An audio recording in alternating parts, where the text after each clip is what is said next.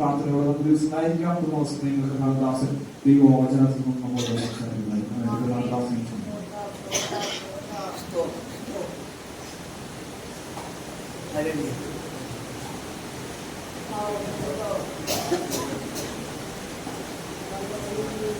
Amin, amin, amin.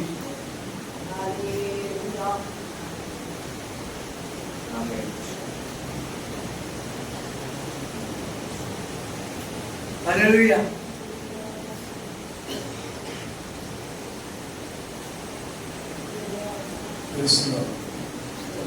കർത്താവിന്റെ അതിപരിശുദ്ധമായ നാമം ഈ അനുഗ്രഹിക്കപ്പെട്ട പകൽക്കാലവും വായിച്ചതുമായിട്ട് ഉപവാസത്തോടും പ്രാർത്ഥനയോടുമായിരിക്കുന്ന ഈ അനുഗ്രഹിക്കപ്പെട്ട ആരാധനത്തിന് കർത്താവിന്റെ സന്നിധിയിലായിരിക്കുന്ന സ്നേഹിക്കുന്ന എല്ലാ ദൈവമക്കളും വിശേഷാൽ കർത്താവിന്റെ ദാസ കുടുംബത്തിലും ക്രിസ്തുയേശുവിലുള്ള എൻ്റെ സ്നേഹബന്ധത്തെ അറിയിക്കുകയാണ്. അതുപോലെ എൻ്റെ ചർച്ചിലെ സ്വതന്ത്രം സജീവമായി സംബന്ധിച്ചുകൊണ്ടിരിക്കുന്നല്ലോ സജീവമായ അങ്ങനെ ചൊല്ലുന്നു. സ്വതന്ത്രം എല്ലാ പ്രിയമുള്ള ഓർത്തിന് ദൈവത്തെ ശ്രദ്ധിക്കുകയാണ്. എനിക്ക് ആ പ്രിയമുള്ളതാണ് കഴിയുന്നത്. എല്ലാവർക്കും അങ്ങനെ ചൊല്ലുന്നു. കർത്താവിന്റെ ദാസൻ സ്വതന്ത്രം പഠിച്ച ആളുകളെയായിരുന്നു. എങ്കിലും ഞങ്ങൾക്ക് ചില സമയങ്ങളിൽ പരിചയപ്പെടുവാൻ വളരെ മാനസികമായ ഒരു അനുഭവം ദാസനുമായിട്ട് എനിക്ക് ഉണ്ടായി. ഞങ്ങൾക്ക് കുടുംബമായുണ്ടായി. സ്വതന്ത്രം അതോടൊപ്പം ഞാൻ ദൈവത്തെ ശ്രദ്ധിക്കുകയാണ്. അനുഗ്രഹിക്കപ്പെട്ട ദേവദാസനെയാണ് കർത്താവ് ഈ നാടുകളിൽ സഭയ്ക്ക് നൽകിയത് എന്ന് ഓർത്ത് കർത്താവിന്റെ ദാസിയെ കുറിച്ചും സ്വതന്ത്രം എനിക്ക് കൂടുതൽ നേരിട്ട് പരിചയം അനുഭവമില്ലെങ്കിലും സ്വതന്ത്രം ആത്മാവിൽ തിരിച്ചറിയുന്ന കാര്യം പറയാം. വളരെ സ്വതന്ത്രം ആത്മാർത്ഥതയുള്ള നിഷ്കളങ്കമായ ദൈവത്തെ സേവിക്കുന്ന ആരാധിക്കുന്ന സ്വതന്ത്രം പ്രാർത്ഥിക്കുന്ന അനുഗ്രഹിക്കപ്പെട്ട ദൈവദാസിയുടെ നിലയിൽ ഈ സഭയ്ക്ക് കർത്താവിന്റെ ദാസിയും ഒരു അനുഗ്രഹമാണ് എന്ന സ്വതന്ത്രം ഞാൻ അറിയുന്നു. അതോർത്ത് ഞാൻ ദൈവത്തെ സ്തുതിക്കുന്നു. തീർച്ചയായും ഈ സഭയ്ക്ക് ഈ കർത്താവിന്റെ ദാസന്റെ കുടുംബം അവരുടെ ശുശ്രൂഷകൾ വലിയ അനുഗ്രഹമായി മാറും എന്ന് ഞാൻ പൂർണ്ണമായി വിശ്വസിക്കുന്നു. ദൈവങ്ങളെ സഹായിക്കട്ടെ. കഴിഞ്ഞ ചില സെക്ഷനുകളിലൊക്കെ എനിക്കും നിങ്ങളോടൊപ്പം സംബന്ധിപ്പാൻ തീർന്നു. എന്നെ ബുധനാഴ്ചയാണ് എന്നെ വിളിച്ചത് മീറ്റിംഗായിട്ട്. എന്നാൽ ഞാൻ എൻ്റെ കുടുംബമായിട്ട് നാട്ടിലേക്ക് പോകാനൊക്കെ ചിന്തിച്ചിരുന്നതുകൊണ്ട് ഞങ്ങളോടൊപ്പം സംബന്ധിക്കാൻ കഴിയില്ല എന്നൊക്കെ കരുതിയിരുന്നു. എന്നാൽ ഞാൻ വണ്ടി ബുക്ക് ചെയ്തത് കിട്ടിയില്ല. അതുകൊണ്ട് പോകുന്നില്ല. അതുകൊണ്ട് ദൈവത്തിന്റെ നിശ്ചയമാണത് നിങ്ങളോടൊപ്പം പലപ്പോഴും ആയിരിക്കാനും ദൈവത്തിന്റെ ആ മാറ്റമില്ലാത്ത വചനം അനുഗ്രഹിക്കപ്പെട്ട ശ്രേഷ്ഠന്മാരായ ദൈവദാസന്മാർക്ക് കർത്താവ് നൽകിയ വലിയ ആത്മിക വെളിപ്പാടുകളെ പ്രാപിപ്പാൻ വലിയവരായി എനിക്കും ഇടയായി തീർന്നു ഓർത്ത് ഞങ്ങൾക്ക് കുടുംബമായി ഇടയായി തീർന്നു ഓർത്ത് ഞാൻ ദൈവത്തിന് സ്വന്തം കരറ്റുകയാണ്. സ്വന്തം ശ്രേഷ്ഠന്മാരായ ദൈവദാസന്മാർ കഴിഞ്ഞ ആ ദിവസങ്ങളിൽ സൂക്ഷിച്ചെടുത്ത് വലിയവരായി എനിക്ക് നിൽപ്പാൻ ദൈവം ഒരുക്കിയ അതേ അവസരത്തിൽ സ്തുതിക്കുന്നു. തീർച്ചയായും ഈ പകലും ദൈവത്തിന്റെ ആത്മാവ് നമ്മോട് സംസാരിക്കുമെന്ന് പൂർണ്ണമായ ബോധ്യം എനിക്കുണ്ട്. കാരണം ഇവിടെ ഞാൻ സ്വതന്ത്രം നിൽക്കുമ്പോൾ ആരാധിക്കുമ്പോൾ പരിശുദ്ധാത്മാവ് വ്യക്തമായി എനിക്ക് അനുഭവിപ്പാൻ ഇടയായിത്തീരുന്ന വലിയ ഒരു ആത്മശക്തിയെ പകരുന്നത് സ്വതന്ത്രം ഞാൻ ആത്മാവിൽ തിരിച്ചറിഞ്ഞു. അതോർത്ത് ഞാൻ ദൈവത്തെ സ്തുതിക്കുകയാണ്. രാവിലെ ഞാൻ പ്രാർത്ഥനയ്ക്ക് ഞങ്ങളുടെ പ്രഭാത പ്രാർത്ഥനയ്ക്ക് ഇരിക്കുമ്പോൾ കർത്താവ് എനിക്കൊരു കാഴ്ച തന്നു. 7 ഭാഗം പ്രസംഗിക്കുന്നത് എന്നതിനെ കുറിച്ചുള്ള ഒരു സ്വതന്ത്രം ഭാരതീയ ഒരു ചിന്ത ഉള്ളിൽ തന്നു. സ്വതന്ത്രം അതുകൊണ്ട് ഇന്ന് പകരം സ്വതന്ത്രം ദൈവത്തിന്റെ ആത്മാവ് നമ്മോട് സംസാരിക്കുമെന്ന് ഞാൻ പൂർണ്ണമായും വിശ്വസിക്കുന്നു. ദൈവത്തെ സ്തുതിക്കുകയാണ്. ഞാനിവിടെ നിൽക്കുന്നത് എല്ലാ ദൈവദാസന്മാരും പറയുന്ന പോലെ എല്ലാ ദൈവമക്കളും പറയുന്ന പോലെ ദൈവത്തിന്റെ കൃപയാണ്. അപ്പോൾ തന്നെ ശുശ്രൂഷയുടെ മുഖത്ത് സ്വതന്ത്രം നിൽക്കുമ്പോൾ എനിക്ക് പറയാൻ കഴിയുന്ന കാര്യമുണ്ട്. എനിക്ക് പിന്നിൽ ശക്തമായി പ്രാർത്ഥിക്കുന്ന ഒരു പ്രിയപ്പെട്ടവളെ ദൈവം എനിക്ക് തന്നിട്ടുണ്ട്. അവളുടെ പ്രാർത്ഥനയാണ് പലപ്പോഴും എനിക്ക് സ്വതന്ത്രം വലിയ ബലമായി മാറുന്നത്. എന്റെ പ്രിയപ്പെട്ടവർ ഒരുമിച്ചായിരിക്കുന്നു. ഞങ്ങൾ സന്തോഷിക്കുന്നു. കർത്താവ് ധാരാളമായി അനുഗ്രഹിക്കട്ടെ. സ്വത്രം. കർത്താവിന്റെ ആത്മാവ് എന്നോട് പറഞ്ഞ ആലോചനകളിലേക്ക് കടക്കുന്നതിന് മുമ്പ് കർത്താവിന്റെ ഉള്ളിൽ പ്രകാശിപ്പിച്ച ഒരു ഗാനം ഞങ്ങളുടെ മുമ്പിൽ പാടുവാൻ എന്റെ ഉള്ളിൽ താല്പര്യമുണ്ട്. കർത്താവ് നമ്മെ സഹായിക്കട്ടെ. സ്വത്രം. ജീവവഴിയേ പാരിന്നോലിയേ തൃപ്തിയോടെ നടത്തുന്ന നല്ലിടയനേ, എന്നെ തൃപ്തിയോടെ നടത്തുന്ന നല്ലിടയനേ. ജീവവഴിയേ പാരിന്നോലിയേ തൃപ്തിയോടെ നടത്തുന്ന നല്ലിടയനേ, എന്നെ തൃപ്തിയോടെ നടത്തുന്ന നല്ലിടയനേ. വഴി തെറ്റിയൊരു നാളിൽ അലഞ്ഞിടവേ കാട്ടുമുൾ പടർപ്പിൽ ഞാൻ കുരുങ്ങിടവേ. വഴി തെറ്റിയൊരു നാളിൽ അലഞ്ഞിടവേ കാട്ടുമുൾ പടർപ്പിൽ ഞാൻ കുരുങ്ങിടവേ. എന്നെ തേടിയെത്തി വിടുവിച്ച നല്ലിടയനേ, മാർവിലെന്നെ ചേർത്തലയോ മരിച്ചോനെ. എന്നെ തേടിയെത്തി വിടുവിച്ച നല്ലിടയനേ, മാർവിലെന്നെ ചേർത്തലയോ മരിച്ചോനെ. ജീവവഴിയേ പാരിന്നോലിയേ തൃപ്തിയോടെ നടത്തുന്ന നല്ലിടയനേ, എന്നെ തൃപ്തിയോടെ നടത്തുന്ന നല്ലിടയനേ. നദിയിൽ ഞാൻ ഇറങ്ങവേ ഇടറിടരേ, നദി എന്റെ മീതെ കവിഞ്ഞിടരേ. നദിയിൽ ഞാൻ ഇറങ്ങവേ ഇടറിടരേ, നദി എന്റെ മീതെ കവിഞ്ഞിടരേ. തന്റെ നീതിയുള്ള വലങ്കയിൽ വഹിക്കുന്നോനെ, ആമോദത്താൽ മറുകര കടത്തുന്നോനെ. തന്റെ നീതിയുള്ള വലങ്കയിൽ വഹിക്കുന്നോനെ, ആമോദത്താൽ മറുകര കടത്തുന്നോനെ. ജീവവഴിയേ പാരിന്നോലിയേ തൃപ്തിയോടെ നടത്തുന്ന നല്ലിടയനേ, എന്നെ തൃപ്തിയോടെ നടത്തുന്ന നല്ലിടയനേ. കൂരിരുൾ പാതയിൽ ഞാൻ ഭയന്നിടാതെ, അനർത്ഥങ്ങളേതും ഭവിച്ചിടാതെ. കൂരിരുൾ താഴ്വരയിൽ ഞാൻ ഭയന്നിടാതെ, അനർത്ഥങ്ങളേതും ഭവിച്ചിടാതെ. പച്ചപ്പുൽപ്പുറങ്ങളിലേക്കെന്നെ നടത്തുന്നോനെ, സ്വച്ഛമാം നീരോരത്തു കിടത്തുന്നോനെ. പച്ചപ്പുൽപ്പുറങ്ങളിലേക്കെന്നെ നടത്തുന്നോനെ, സ്വച്ഛമാം നീരോരത്തു കിടത്തുന്നോനെ. ജീവവഴിയേ പാരിന്നോലിയേ തൃപ്തിയോടെ നടത്തുന്ന നല്ലിടയനേ, എന്നെ തൃപ്തിയോടെ നടത്തുന്ന നല്ലിടയനേ, എന്നെ തൃപ്തിയോടെ നടത്തുന്ന നല്ലിടയനേ, എന്നെ തൃപ്തിയോടെ നടത്തുന്ന നല്ലിടയനേ.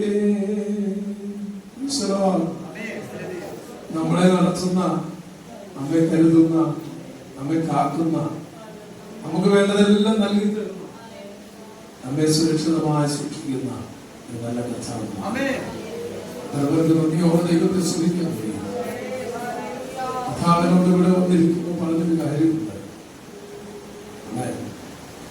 ആടി ഉലയുന്ന ചില പ്രതിസന്ധികൾ,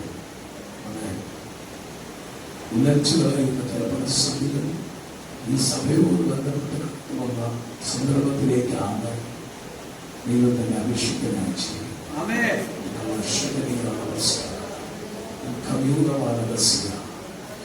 കരയുന്ന ആത്മാവിൽ നിൽക്കുന്ന സ്തോത്രം ഒരു ദേവദാസനെ കുടുംബമായി ദൈവം അയച്ചിട്ടുമുണ്ട്. ഈ ദേശത്തിന് സ്തോത്രം ഞാനിങ്ങനെ ഇവിടെ വന്നപ്പോൾ കടന്നു കണ്ടനയച്ച പോലെ എന്നോട് കർത്താവ് പറഞ്ഞൊരു കാര്യം പറയാം. ഇതൊക്കെ ഓരോ പ്രകാശ ഗോപുരങ്ങളാണ്. അത്രത്തോളം വെളിച്ചമാണ്. നമ്മയൊക്കെ ദൈവം പ്രകാശിപ്പിക്കട്ടെ. ഓരോ സഭകളെയും പ്രകാശിപ്പിക്കട്ടെ. ദേശത്തിന് വിടുതലായി മാറട്ടെ. ദേശത്തിന് വെളിച്ചമായി മാറട്ടെ. ഇടർച്ചയുണ്ടാക്കുന്ന ഉലച്ചെയ്യുന്ന അന്ധകാരത്തിന്റെ പോരുകളുടെ മേൽ ആത്മാവിൽ ജയിക്കാനാകട്ടെ ഈ ആത്മീക യുദ്ധം. ഈ ഉപവാസ പ്രാർത്ഥന ഈ സഭയ്ക്കൊരു അനുഗ്രഹമായി മാറട്ടെ. ഈ ഉപവാസ പ്രാർത്ഥന ഈ സഭയ്ക്കൊരു വിടുതലായി മാറട്ടെ. എരിഞ്ഞ് കത്തുന്ന ചില വിഷയങ്ങളെ പരിശുദ്ധമാവ് പുറത്തു കളയുവാൻ, തട്ടിയത് പുറത്തു കളയുവാൻ, കൂടുതൽ ക്ഷമയോടെ കത്തുന്ന നിലവാരത്തിലേക്ക് സഭയെ നടത്തുവാൻ അമുഖമായി തന്നെ ഏൽപ്പിച്ച ദൂതെന്ന നിലയിൽ ഞാൻ പറഞ്ഞ് മുന്നോട്ട് പോകുവാനായി ആഗ്രഹിക്കുന്നു. നമുക്കൊരു വേദവാക്യം വായിക്കാം. ഇന്നത്തെ ചിന്തയ്ക്കായി ലൂക്കോസിന്റെ സുവിശേഷം 11-ാം അധ്യായം അതിന്റെ 9-ാം വാക്യം നമുക്കൊന്ന് വായിക്കാം.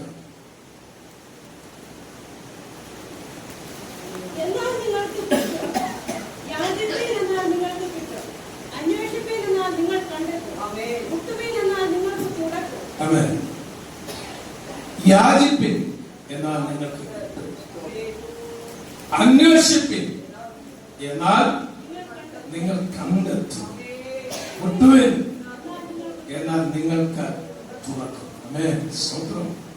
കർത്താവ് പ്രാർത്ഥനകൾ ബന്ധപ്പെട്ട് സംസാരിച്ച തിരുവായ്മൊഴിയാണ് നാം ഇവിടെ വായിച്ചത്. കർത്താവ് ഈ 1 മുതലുള്ള 11-ാം അധ്യായത്തിൽ 1 മുതൽ 13 വരെയുള്ള വാക്യങ്ങളെ അധികരിച്ചുകൊണ്ട് സംസാരിക്കുവാനാണ് കർത്താവ് എനിക്ക് കാണിച്ചു തന്ന ദർശനം. പ്രാർത്ഥനയുടെ കരം പിടിച്ച് നിൽക്കുന്ന ഒരു ദർശനം കാണിച്ചിട്ട് ഞാൻ ദൈവത്തെ കുറിച്ച് എന്താണ് സംസാരിക്കുന്നത് എന്ന് ചോദിച്ചപ്പോൾ കർത്താവ് എനിക്ക് കാണിച്ച ദർശനവും അതുകൂടെ പറഞ്ഞൊരു സന്ദേശം ഇതാണ്. സ്തോത്രം. പ്രാർത്ഥനയാൽ ആർജിച്ചെടുക്കുന്ന ആത്മശക്തി. ഇന്നത്തെ ദിവസം നമ്മൾ ആഗ്രഹിക്കുന്നു, ഒരുങ്ങുന്നു. അതിനായിരിക്കട്ടെ. പ്രാർത്ഥനയാൽ ആർജിച്ചെടുക്കുന്ന ആത്മശക്തി. ആ ആത്മശക്തി നാം പ്രാപിച്ചുകൊണ്ട് ഇന്ന് മടങ്ങുവാൻ ഒരുക്കമുള്ള ഹൃദയത്തോടെ ആയിരിക്കാൻ ദൈവസ്നേഹത്തിൽ ഞാൻ ദൈവമക്കളെ ആഹ്വാനം ചെയ്യുകയാണ്. പ്രസംഗത്തിന്റെ സ്വന്തമാക്കിടാൻ ആരും ഇരിക്കരുത്. നമ്മൾ ദൈവത്തിന്റെ കൃപയിലാണ്. അവന്റെ സാന്നിധ്യത്തിന്റെ കീഴിലാണ്. അവനോട് ചേർന്നാണ് നാം ആയിരിക്കുന്നത്. എനിക്ക് പ്രാപിക്കണമെന്ന ആഗ്രഹത്തോടെ ചിലത് പ്രാപിച്ചിട്ട് ഞാൻ മടങ്ങുകയുള്ളൂ എന്നുള്ള വെമ്പലോടെ ദൈവസന്നിധിയിൽ ആയിരിക്കുമെങ്കിൽ ഇന്ന് പകൽ ദൈവത്തിന്റെ ആത്മാവ് നമ്മോട് സംസാരിക്കുകയും നമ്മെ ശക്തീകരിക്കുകയും നമ്മെ പണിതെടുക്കുകയും നമ്മെ പ്രയോജനപ്പെടുത്തുകയും ചെയ്യുമെന്ന് ആത്മാവിന്റെ നിയോഗത്തോടെ ഞാൻ ദൈവത്തിനോട് വിളിച്ചു പറയുന്നു. അതുകൊണ്ട് വളരെ പ്രാർത്ഥനയോടെ നമുക്ക് ദൈവത്തിനായിരിക്കാം. ഈ 11-ാം അധ്യായത്തിലേക്ക് പ്രവേശിക്കുമ്പോൾ അതിന്റെ 1-ാമത്തെ വാക്യം ഇങ്ങനെയാണ് കാണുന്നത്. വായിക്കുന്നു. പ്രാർത്ഥിച്ചുകൊണ്ടിരുന്നു. സ്വന്തം ശിഷ്യന്മാരിൽ ഒരുത്തൻ അവനോട്, കർത്താവേ,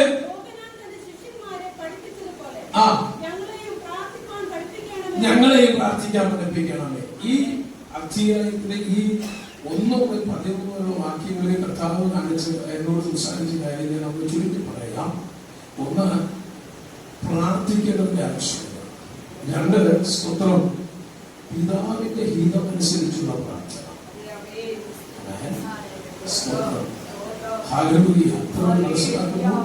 പിതാവിന്റെ ഹിതമനുസരിച്ചുള്ള പ്രാർത്ഥന. ആ പ്രാർത്ഥനയുടെ മനോഭാവം മനസ്സിലാക്കുന്നു. ആ പ്രാർത്ഥനയിലൂടെ നാം എന്താണ് ആർജിച്ചു നിൽക്കുന്നത്? ഒരു വീട് പണിയാൻ വേണ്ടി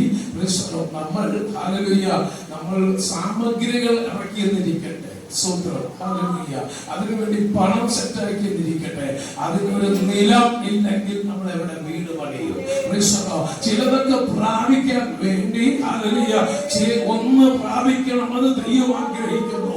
പ്രാർത്ഥനയുടെ യഥാർത്ഥമായ തലത്തിലേക്ക് നമുക്ക് പ്രവേശിക്കണമെങ്കിൽ നാം പ്രാപിക്കേണ്ട ഒന്നുണ്ടെന്ന് ഊന്നൽ കൊടുത്തുകൊണ്ടാണ് ഈ അധ്യായത്തിന്റെ ഈ ഭാഗങ്ങളിൽ കർത്താവ് ശിഷ്യന്മാരോട് സംസാരിച്ച് നിർത്തുന്നത്. അതുകൊണ്ട് ഹല്ലേലൂയ വായിച്ച ഭാഗത്തേക്ക് ഒന്നുകൂടി വരികയാണ്. അവൻ ഒരു സ്ഥലത്ത് പ്രാർത്ഥിച്ചു കൊണ്ടിരുന്നു. ഒരു കാര്യം നാം മനസ്സിലാക്കണം, നമ്മുടെ മാതൃക കർത്താവാണ്. എത്രപേർ വിശ്വസിക്കുന്നു? നമ്മുടെ മാതൃക കർത്താവാണ്. അവന്റെ മുഖത്തേക്ക് നോക്കിയവരാരും ലജ്ജിച്ചു പോയിട്ടില്ല. ഇന്ന് വരെയും നാം ഇവിടെ നിലനിൽക്കുന്നുണ്ടെങ്കിൽ പ്രതിസന്ധികൾ കടന്നു വരാനിട്ടല്ല, പ്രശ്നങ്ങൾ കടന്നു വരാനിട്ടല്ല, പ്രതികൂലങ്ങൾ കടന്നു വരാനിട്ടല്ല, അതിന്റെ നടുവിലും നമ്മെ നിർത്തിയത് പ്രതികൂലങ്ങളെ തരണം ചെയ്ത്, പ്രതികൂലങ്ങളെ അവഗണിച്ച്, പ്രതികൂലങ്ങളെ അമർച്ച ചെയ്ത്, പ്രതിസന്ധികൾ നമ്മെ വിടുവിച്ച് നമ്മെ നയിച്ച ഒരു കർത്താവുണ്ട്. ആ കർത്താവ് നമുക്ക് മാതൃകയായുള്ളതുകൊണ്ട് വിശ്വസിക്കുന്നുണ്ട്. അനുകരിക്കാൻ തക്കവണ്ണം ഹല്ലേലൂയ ഒരുക്കപ്പെട്ട ഒരുവൻ നമുക്കുള്ളത് കൊണ്ട് മാറ്റിവെക്കാൻ കഴിയാതെ, പകരം പറയാൻ കഴിയാതെ, അയ്യേ എന്ന് പറയാൻ അനുവദിക്കാതെ സൽഗുണപൂർണ്ണനായി തികഞ്ഞവൻ ഒരുവൻ. ഹല്ലേലൂയ നമുക്ക് മാതൃകയായി ഉള്ളത് കൊണ്ട് ഹല്ലേലൂയ ദൈവത്തെ ഓർത്ത്, കർത്താവിനെ ഓർത്ത് ഞാൻ ദൈവത്തിന് സ്തോത്രം ചെയ്യുകയാണ്. നമ്മുടെ കർത്താവുണ്ടല്ലോ, സ്വർഗത്തിൽ നിന്ന് ദൈവമായി ഇറങ്ങി വന്ന് ദൈവമായി ജീവിച്ച് ദൈവമായി തന്നെ പ്രവർത്തി തികച്ചു പോയവനല്ല. സ്തോത്രം, ഹല്ലേലൂയ. സ്വർഗത്തിൽ നിന്ന് സ്വർഗോന്നതി വിട്ടിറങ്ങുമ്പോൾ ദൈവത്തോടുള്ള സമത്വം മുറുകെ പിടിക്കണമെന്ന് വിചാരിക്കാതെ വേഷം ഊരി വെച്ച്, ആ ദൈവിക സമത്വം ഊരി വെച്ച് ഹല്ലേലൂയ ദാസവേഷം എടുത്ത് വേഷത്തിൽ മനുഷ്യനായി ഭൂമിയിലേക്ക് ഇറങ്ങി വന്ന് ഹല്ലേലൂയ നമ്മെ പോലെ ജീവിച്ചവനാണ്. ഹല്ലേലൂയ. അവൻ സഞ്ചരിച്ചിടത്തെല്ലാം ആത്മാക്കൾ ഹല്ലേലൂയ തടുത്തുകൂടിയെങ്കിൽ, അടുത്തുകൂടിയെങ്കിൽ, രോഗികൾ ഓടി വന്ന് സൗഖ്യം പ്രാപിച്ചെങ്കിൽ, ഭൂതങ്ങൾ അലറി മാറിയെങ്കിൽ, മരിച്ചവർ ഉയർത്തെഴുന്നേറ്റെങ്കിൽ, അതിന്റെ പിന്നിലെ രഹസ്യം അവൻ ദൈവമായതുകൊണ്ടല്ല, അവൻ പ്രാർത്ഥിക്കുന്നവനായതുകൊണ്ടല്ല. വിശ്വസിക്കുന്നു. പച്ച മനുഷ്യനായി ഭൂമിയിലേക്ക് ഇറങ്ങി വന്നിട്ട് അവൻ രാത്രികളിൽ അവൻ ഇരുന്ന് പ്രാർത്ഥിക്കുന്നവനായിരുന്നു. പ്രാർത്ഥനയാൽ ആർജിച്ചെടുക്കുന്ന ആത്മശക്തിയുമായി പുലർച്ചയിൽ അവൻ പുറപ്പെടുമ്പോൾ വീര്യപ്രവൃത്തികൾ നടന്നുകൊണ്ടേയിരുന്നു, വീര്യപ്രവൃത്തികൾ നടന്നുകൊണ്ടേയിരുന്നു. എത്രമാർ വിശ്വസിക്കുന്നുണ്ട്? ഇത് കർത്താവിന്റെ കുത്തകയല്ല, കർത്താവ് നമുക്ക് ദാനം ചെയ്തിരിക്കുകയാണ്. എത്രമാർ വിശ്വസിക്കുന്നു? അവൻ തന്നെ മക്കൾക്ക് അത് കൊടുത്തിരിക്കുകയാണ്. ആത്മാവിനെ സ്വീകരിക്കണമെന്ന് ആഗ്രഹിക്കുന്നുണ്ട്. പ്രാർത്ഥന ചെറിയ കാര്യമല്ല, പ്രാർത്ഥന ചെറിയ കാര്യമല്ല, അതിനെ നിസ്സാരവൽക്കരിക്കാൻ കഴിയില്ല. പലരും പറയുന്നവർക്ക് വേറെ പണിയൊന്നും ഇല്ലാത്തത് വന്നിരിക്കുകയാണെന്ന് പറയട്ടെ. അവര്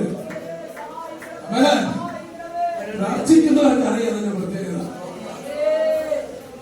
എന്നോട് എനിക്ക് എന്റെ അമ്മായി ഒക്കെ പറഞ്ഞു, നിങ്ങൾക്ക് വെറുതെ ഒന്ന് പ്രാർത്ഥിച്ചാൽ മതി. പ്രാർത്ഥന മനസ്സിലായി. എനിക്ക് വളരെ ബഹുമാനം. നിങ്ങൾ പലരും അങ്ങനെ പ്രാർത്ഥിക്കുന്നവരാണ്. എനിക്ക് വ്യക്തിപരമായി അങ്ങനെ അറിയാത്തതുകൊണ്ട് ഞാൻ പറയുന്നതേ ഉള്ളൂ. ഒരു കാര്യം ഞാൻ പറയാം, ഈ പ്രാർത്ഥന അത്ര എളുപ്പമൊന്നുമില്ല. അമ്മായി ഇങ്ങനെ പറയുമ്പോഴേ ഞാനൊരു കാര്യം പറയാം, ഒന്ന് വന്നിരുന്നു ഒപ്പം പ്രാർത്ഥിക്കാൻ പറ്റുമോ പറയാ. ഇത് കൊച്ചു കാര്യമൊന്നുമല്ല. ഇവൻ ഒരു സ്ഥലത്ത് പ്രാർത്ഥിച്ചുകൊണ്ടിരിക്കുക. ആരെ നമ്മുടെ വാഴ്ത്തപ്പെട്ട കർത്താവ് പ്രാർത്ഥിച്ചുകൊണ്ടിരിക്കുകയാണ്. തീർന്ന ശേഷം ശിഷ്യന്മാരിൽ വിളിച്ച് നമ്മളോട്, കർത്താവേ യോഹന്നാൻ തന്റെ ശിഷ്യന്മാരെ പഠിപ്പിച്ച പോലെ ഞങ്ങളെയും പ്രാർത്ഥിക്കാൻ പഠിപ്പിക്കുകയാണ്. ഞാൻ ആ ഭാഗം ഇങ്ങനെ എന്റെ അനുഭവത്തിൽ നിന്ന് ഞാനിങ്ങനെ ഒന്ന് ഓർത്തിരിക്കുക. കഴിഞ്ഞകാല പഴയകാലത്തെ അനുഭവം ആരുടെങ്കിലും കൂടെ പ്രാർത്ഥിക്കാതിരുന്ന പ്രാർത്ഥനാ വീരന്മാരോടൊപ്പം നമ്മൾ പ്രാർത്ഥിക്കാതിരുന്നാൽ കുഴപ്പമൊന്നും കഴിയും. നമ്മൾ ഒരു പ്രാവശ്യം പ്രാർത്ഥിച്ച് കണ്ടുപിടിച്ചുകൊണ്ട് പിന്നെയും നമ്മൾ പ്രാർത്ഥിക്കും, പിന്നെയും പ്രാർത്ഥിക്കും. ഒരു 10 പ്രാവശ്യം പ്രാർത്ഥിച്ചുകൊണ്ട് അപ്പോൾ അവരൊന്നും ഇതൊന്നും തീരുന്നില്ലല്ലോ എന്നുള്ള നിങ്ങൾക്ക് മനസ്സിലാവുന്നു. അങ്ങനെയൊക്കെ നമുക്ക് ഉണ്ടായിട്ടുണ്ടോ?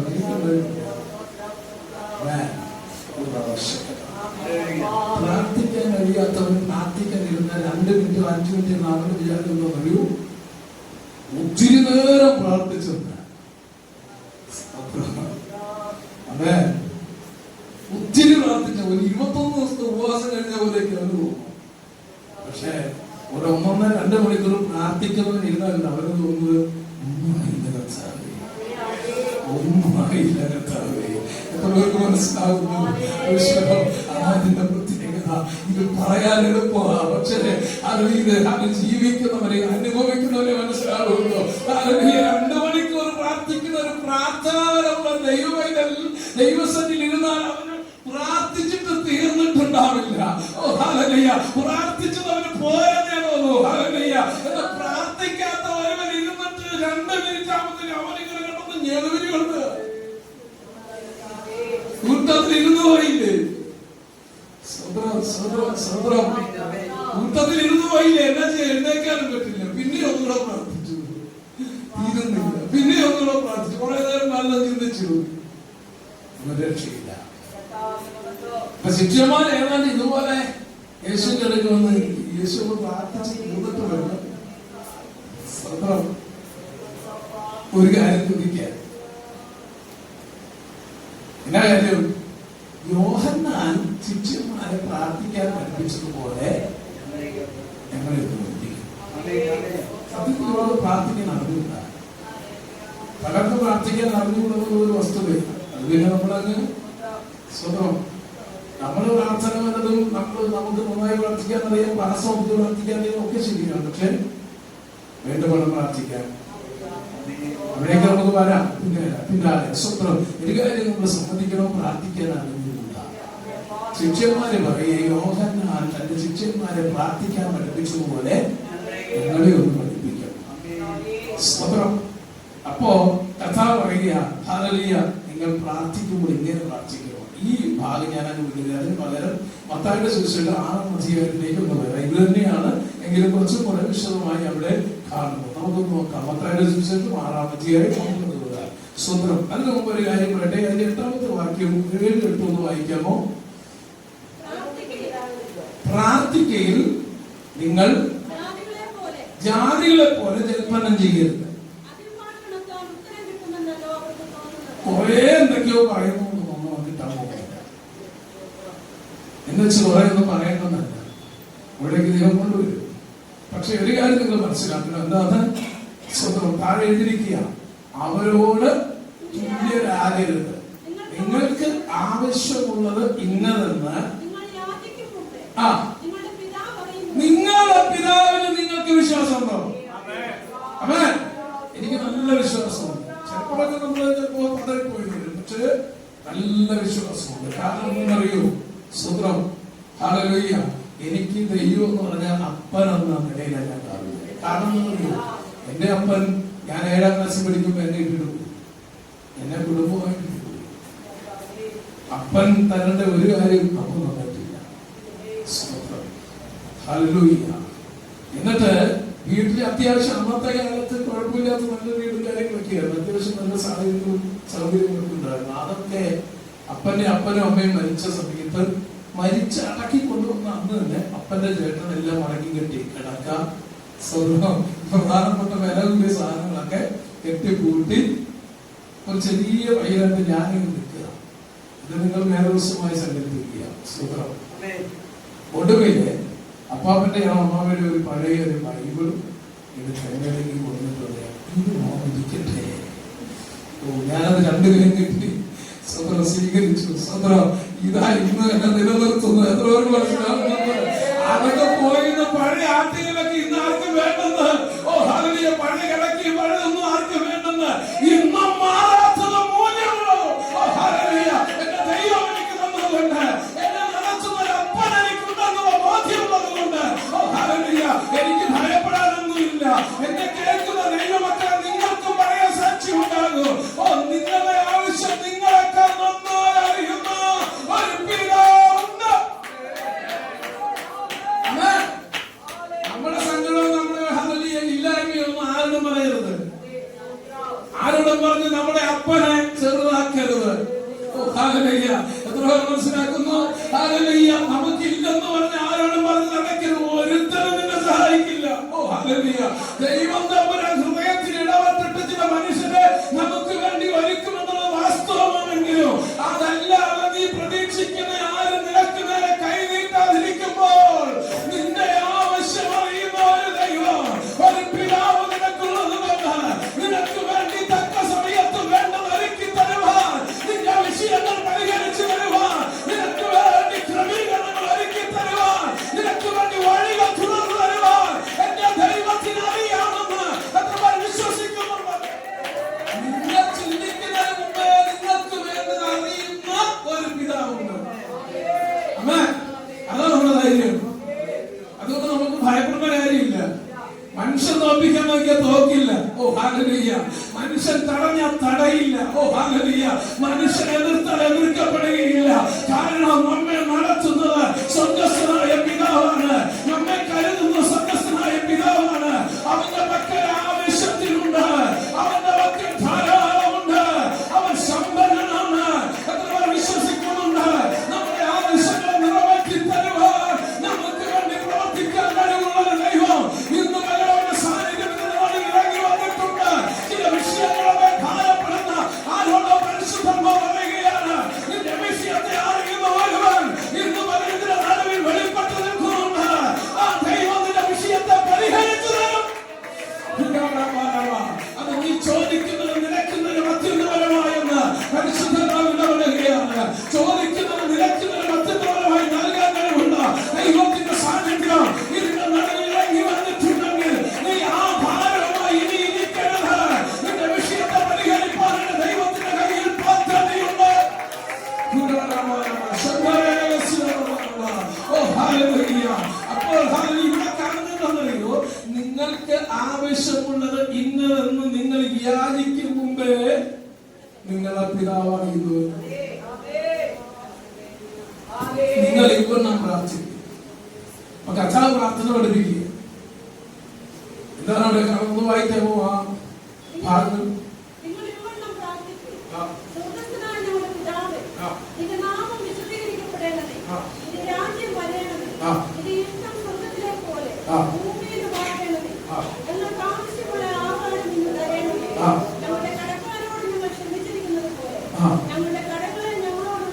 ക്ഷമിക്കണമേ.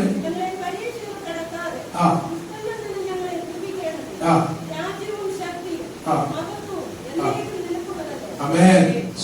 ദൈവത്തിനെ പ്രാർത്ഥന കർത്താവ് പഠിപ്പിച്ചതാണ്. അതിന്റെ ആഴം എന്താ? ഇതിന്റെ ആഴം എന്താ? സ്വർഗ്ഗസ്ഥനായ പിതാവ് ഒന്നാമത് അവന്റെ നാം വിശദീകരിക്കപ്പെടണം. സ്വന്തം അവന്റെ രാജ്യം വരണം. പിന്നെന്താ? ഞങ്ങൾക്ക് ആവശ്യമുള്ള ആഹാരം ഇന്ന് തരണമേ. ദൈവം മതിയായവനാണ്. ഞാൻ അവിടെ ചുരുക്കിക്കൊണ്ടിരിക്കുക. ഞങ്ങളുടെ കടക്കാരോട് ഞങ്ങൾ ക്ഷമിച്ചതുപോലെ ഞങ്ങളുടെ കടങ്ങളെ ഞങ്ങളോട് ക്ഷമിക്കണമേ. ഞങ്ങളെ പരീക്ഷയിൽ കടത്താൻ ദുഷ്ടങ്ങൾ ഞങ്ങളെ വിടുവിക്കണമേ. ഓ ഹല്ലേലൂയ. എത്ര അനുഗ്രഹിക്കുന്ന പ്രാർത്ഥനയാണ്. നമ്മൾ പ്രാർത്ഥിക്കാൻ അത് പ്രാർത്ഥിക്കുന്നതിന്റെ ഒരു സ്ട്രക്ചർ മാത്രമാണ്. അത് ഞാൻ അംഗീകരിച്ചുകൊണ്ട് ഒരു കാര്യം പറയട്ടെ. ഇങ്ങനെ പ്രാർത്ഥിക്കാൻ പോയി ബുദ്ധിമുട്ടാണ്. കാരണം നമ്മുടെ കുറെ ആവശ്യങ്ങളുണ്ടല്ലോ. ഞങ്ങൾക്ക് ആഹാരം, ആവശ്യമായ ആഹാരം ഇന്ന് തന്നെ എന്ന് പറയുന്നതിന്റെ മീതെ കുറെ ആവശ്യങ്ങൾ നമുക്ക് തോന്നുന്നു. അതൊക്കെ അതിനൊക്കെ വേണ്ടിയാണല്ലോ നമ്മൾ ഉപവസിക്കുന്നത്. അതിനുവേണ്ടിയാണോ? അല്ലെന്ന് ഞാൻ വിശ്വസിക്കുന്നു. സ്വന്തം പിന്നെ കുഴപ്പമെന്താ പറയുക? അതിനേക്കാളും വലിയ കൊടുക്കുക അതിനകത്ത് കിടപ്പുണ്ട്. എന്നാ ഞങ്ങളുടെ കടക്കാരോട് ഞങ്ങൾ ക്ഷമിച്ചതുപോലെ ഞങ്ങളോട് ക്ഷമിക്കണം. സ്നേഹത്തെ കർത്താവ് പറയുന്നതാണ്, പിതാവ് പുത്രനിൽ നമ്മൾ ക്ഷമിച്ചു പോലെ എന്ന് പറഞ്ഞാൽ വില കൊടുത്തിട്ടാണ് ക്ഷമിച്ചത്. ഒന്നിനും കൊള്ളാത്ത പാപികളായ നമുക്ക് വേണ്ടി സൽഗുണപൂർണനായ പുത്രനെ തകർത്ത് കളഞ്ഞ് നഷ്ടപ്പെടുത്തിയിട്ട് നമ്മൾ ക്ഷമിച്ചറിയുന്നു. അതെന്തൊരു ക്ഷമയാണ്! നിങ്ങൾക്ക് മനസ്സിലാകുന്നുണ്ടോ? പക്ഷെ നമ്മുടെ ക്ഷമയോ, നമ്മൾ ക്ഷമിച്ച പോലെ നമ്മളോട് ക്ഷമിച്ചാൽ നമുക്ക് ഒരിക്കലും ക്ഷമ കിട്ടില്ല. മനസ്സിലാകുന്നുണ്ടോ? നമ്മൾ ക്ഷമിച്ചതുപോലെ നമ്മളോട് ക്ഷമിച്ചാൽ മതിയെങ്കിൽ നമുക്ക് ക്ഷമ കിട്ടില്ല. കാരണം എന്താ? സ്വന്തം 10,000 താലന്ത് കടപ്പെട്ടവൻ യജമാനൻ ഹല്ലേലൂയ അവന് ഇളവ് കൊടുത്ത് അവനിങ്ങനെ സന്തോഷത്തോടെ വീട്ടിലേക്ക് പോകുക. എവിടെ കിടക്കട്ടെയാ? കാരാഗ്രഹത്തിൽ കിടക്കേണ്ടവൻ, ജീവകാലം മുഴുവൻ കിടക്കേണ്ടവൻ, അതിന് യോഗ്യതയില്ലാത്തവൻ, പ്രാപ്തിയില്ലാത്തവൻ, കഴിവില്ലാത്തവൻ, അവരിങ്ങനെ സന്തോഷത്തോടെ പോകുക. എന്തൊരു സന്തോഷമായിരിക്കും നിങ്ങൾക്ക് ചിന്തിക്കാൻ പറ്റുന്നുണ്ടോ? 10,000 താലന്ത് കടപ്പെട്ടവൻ സ്വന്തം ആ കടം മുഴുവൻ ഇളച്ചു കിട്ടിയിട്ട് അവൻ വീട്ടിലേക്ക് ഇങ്ങനെ പോകുക. അവന്റെ സന്തോഷം പറഞ്ഞറിയിക്കാൻ കഴിയില്ല. വീട്ടിൽ ചെന്ന് ഭാര്യയോടൊന്ന് പറയണം, ഒന്ന് ശരിക്കൊന്ന് സന്തോഷിക്കണം, ഒന്ന് സ്വസ്ഥമായി ഒന്ന് കിടന്നുറങ്ങണം. അങ്ങനെ പോകുന്ന വഴിക്കാണ് അവന് 100 താലന്ത് കൊടുക്കണം എതിർപ്പെട്ട് അവനെ കൊങ്ങാക്കി വിളിച്ചു. ഇതല്ലേ നമ്മുടെ ക്ഷമ? മനസ്സിലാകുന്നുണ്ടോ? സ്വതന്ത്രം നമ്മളൊന്നും വിടൂല്ല. ഏതാ?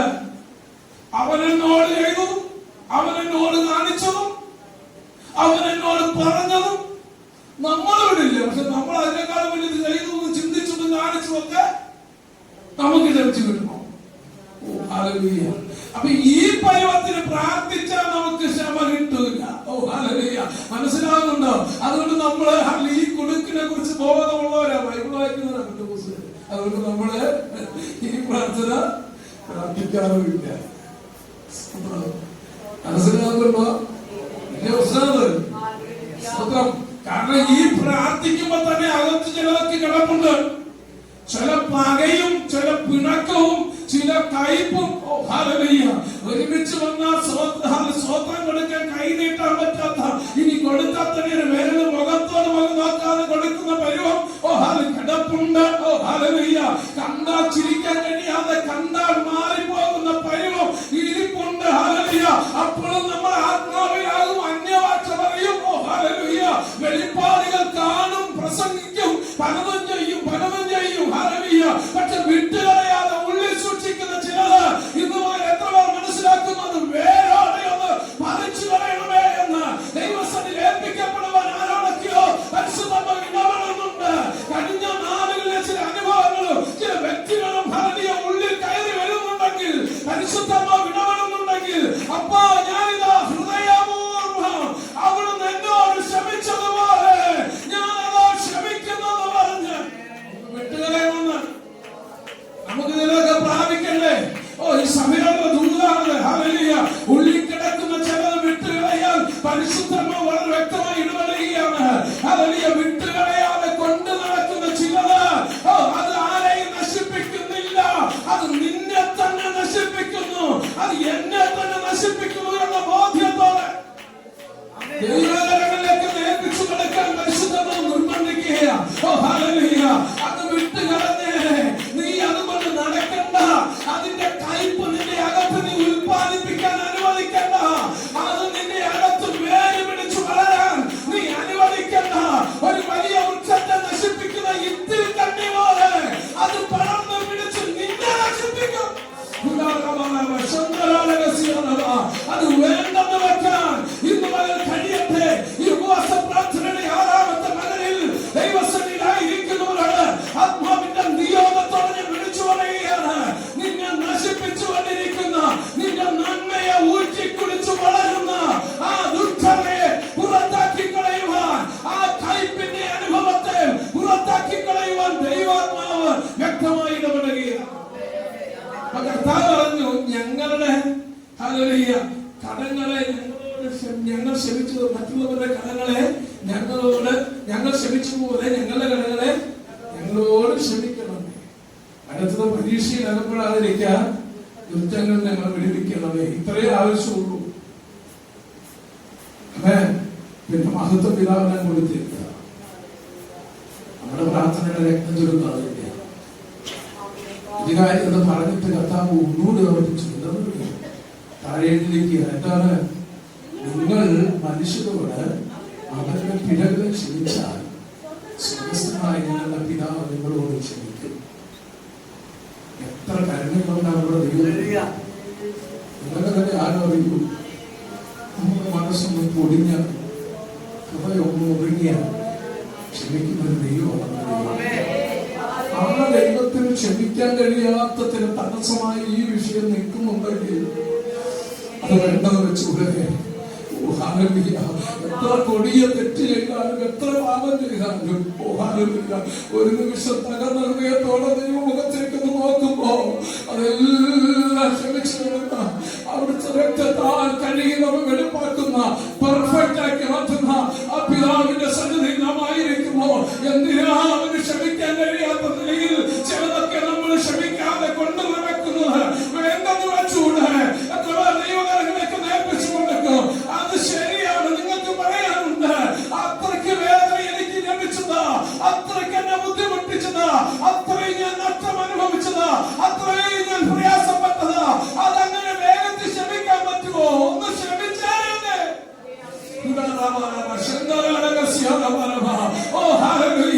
അതൊന്നു വിട്ടേ. അത് നമുക്ക് ലാഭമല്ല, അത് നഷ്ടമാണെന്ന്, അത് നമുക്ക് ദോഷമാണെന്ന് നമുക്ക് മുമ്പിൽ തടസ്സമായി അത് നിൽക്കാൻ അനുവദിക്കാതെ അത് വിട്ടുകളയുവാൻ ആത്മാവ് ഒന്നുകൂടി ഓർമ്മപ്പെടുത്തുകയാണ്. അവിടെ പറയുക, സ്വർഗ്ഗസ്ഥനായ നിങ്ങളുടെ പിതാവ് നിങ്ങളോട് ക്ഷമിക്കും. നിങ്ങൾ മനുഷ്യരോട് പിഴകളെ ക്ഷമിക്കാനാലോ നിങ്ങളുടെ പിതാവ്. നമുക്കൊക്കെ ഒന്ന് ഏൽപ്പിക്കാൻ കഴിയുമോ? ഒരു വെള്ളവും പറ്റാത്തവരൊന്നും നമ്മളല്ല. നമുക്കൊക്കെ ചിലപ്പോൾ കുറവ് സംഭവിക്കും. എല്ലാ കുറവും ഒന്ന് ദിവസം ഒന്ന് താഴ്ച കൊടുക്കുമ്പോ ക്ഷമിച്ചു തരുന്ന പിതാവുണ്ട്. എത്ര ഭാഗ്യവാന്മാരാണ് നമ്മളെന്നറിയുന്നു. പക്ഷെ നമുക്ക് ആഗ്രഹിക്കാം ആ കുറവുകൾ ക്ഷമിച്ചു തരാൻ കഴിയാവുന്ന നമ്മൾ ആരോടും ഉള്ളിൽ കയറ്റി വയ്ക്കരുത്. നമ്മൾ ആരോടും പകയുള്ളിൽ വെക്കരുത്. നമ്മൾ ആരോടും ക്ഷമിക്കാതിരിക്കരുത്. ഇന്ന് പരിശുദ്ധമായി ഒന്ന് തൊട്ടുണർത്തുമ്പോ അതിന്റെ മുമ്പിൽ ഒന്ന് വിധേയപ്പെട്ട് കൊടുത്തിട്ട് ദൈവ സാന്നിധ്യത്തിലേക്ക് നേർപ്പിച്ചു കൊടുത്തിട്ട് ആ കുറവുകളെ ഒന്ന് ഓർത്തെടുത്തിട്ട് അതിനെ ഒന്ന് അനുതാപത്തോടെ ഒന്ന് വിട്ടുകളയാൻ പരിശുദ്ധമാവ് നിർബന്ധിക്കുക. എവിടെ നമ്മൾ വായിച്ച സുവിശേഷത്തിലേക്ക് വരാം. അവിടെ കർത്താവ് ഇങ്ങനെ പ്രാർത്ഥന പഠിപ്പിച്ചു. സ്വത്രം. എന്നിട്ട് പ്രാർത്ഥന പഠിപ്പിച്ചു കഴിഞ്ഞപ്പോ കർത്താവ് ഒരു ഉപമ പറഞ്ഞു. അതെന്താ അറിയോ? പ്രാർത്ഥനയുടെ മനോഭാവം നോക്കാം. പിന്നെ അവൻ അവരോട് പറഞ്ഞത്, നിങ്ങളിൽ ആർക്കെങ്കിലും ഒരു സ്നേഹിതൻ ഉണ്ട് എന്നിരിക്കട്ടെ. അവൻ അർദ്ധരാത്രിക്ക് അവന്റെ അടുക്കൽ ചെന്നാൽ, സ്നേഹിത, എനിക്ക് 3 അപ്പം വായ്പ തരണം. എന്റെ സ്നേഹിതൻ വഴിയാത്ര എന്റെ അടുക്കൽ വന്നു. അവന് വിളമ്പി കൊടുക്കാൻ എന്റെ മക്കൾ ഏതുമില്ല എന്നവനോട് പറഞ്ഞാൽ എന്നെ പ്രയാസപ്പെടുത്തരുത്. കടകടച്ചിരിക്കുന്നു, ആയുധങ്ങൾ എന്നോട് കൂടെ കിടക്കുന്നു. പറഞ്ഞാലും അവൻ സ്നേഹിതനാകൊണ്ട്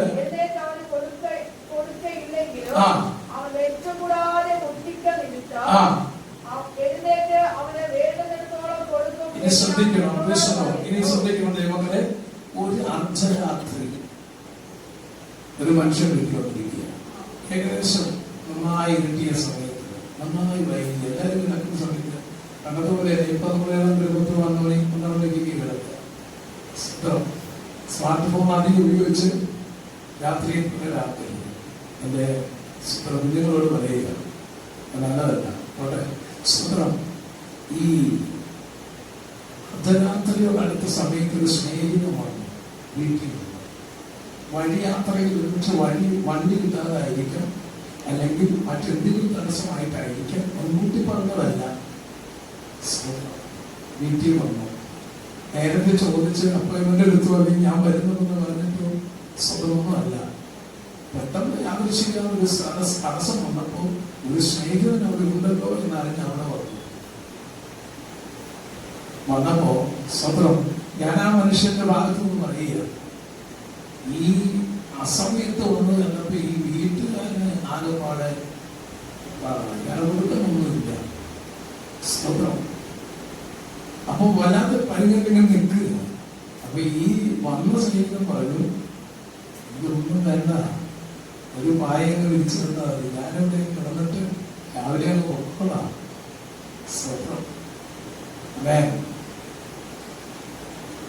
പക്ഷെ ഈ സ്നേഹിതൻ എങ്ങനെ ആ മനുഷ്യനെ അങ്ങനെ ഇടാൻ പറ്റുമോ?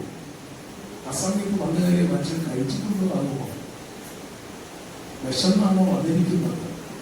എന്ത് കൊടുക്കും? വല്ലാത്തൊരു ചിന്ത ഭാരമാണ്. പ്രാർത്ഥനയുടെ മനോഭാവം നമ്മളെ പഠിപ്പിക്കുന്നത്. നമ്മൾ തിന്നു, നമ്മുടെ കുഞ്ഞുങ്ങൾ കഴിച്ചു, നമ്മൾ കിടന്നു. നേരത്തെ പറയാതെ വന്നൊരു മനുഷ്യന് ഒരു വായ വെച്ച് കൊടുത്താൽ മതി. തിന്നോ തിന്നില്ല നമ്മൾ അറിയുന്ന കാര്യമില്ല. അങ്ങനെ ചിന്തിക്കാൻ നമുക്ക് കഴിയും. പക്ഷെ ആത്മഭാരം എന്താ മനുഷ്യന്റെ? ആ മനുഷ്യനോട് ചോദിച്ചൊന്നുമില്ല, വിശപ്പൊന്നും പറഞ്ഞിട്ടൊന്നുമില്ല. പക്ഷെ വിശപ്പ് ആ മനുഷ്യൻ അറിയില്ല. മനസ്സിലാവുന്നവർക്ക് ആ ദൈവം വിശ്വസിക്കുക. പ്രാർത്ഥനയുടെ മനോഭാവം നമ്മൾ ഇപ്പം ചിന്തിക്കുന്നത്. സ്വത്രം ആ മനുഷ്യന്റെ വിശപ്പ് ഈ മനുഷ്യനറിയില്ല. സ്വത്രം ഞാനിങ്ങനെ ഭാവനയെ കാണുന്ന ഒരു കാര്യം പറയാം.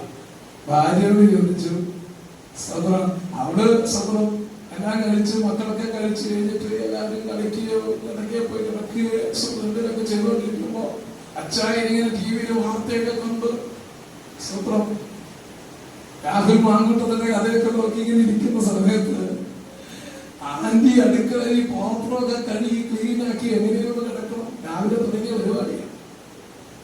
ഇഷ്ടപ്പാടാണ്. സ്വതം ഇതെങ്ങനെയോ തീർത്തിട്ടൊന്ന് പോയി കിടന്ന് ഉറങ്ങണം, വിശ്രമിക്കണം എന്ന് ചിന്തിച്ചിരിക്കുമ്പോ അച്ചായം വന്നിട്ട് ചോദിക്കുക, എടീ ആർക്ക് കൊടുക്കാൻ? അപ്പൊ ആന്റി ഒരു നോട്ടം, ആ നോട്ടത്തിലെല്ലാം ഉണ്ട്.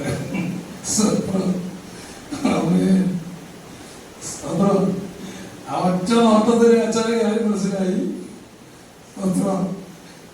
ഇനി ഇവിടെ ചോദിച്ചോണ്ട് എന്താ പ്രശ്നമാണ്? മറ്റു കാര്യമില്ല. കാരണം അവർക്കേ അവിടുത്തെ അവസ്ഥ വരുള്ളൂ. പാത്രത്തിലെ അവസ്ഥ, കലവറിലെ അവസ്ഥ അവർക്ക് അറിയുള്ളൂ.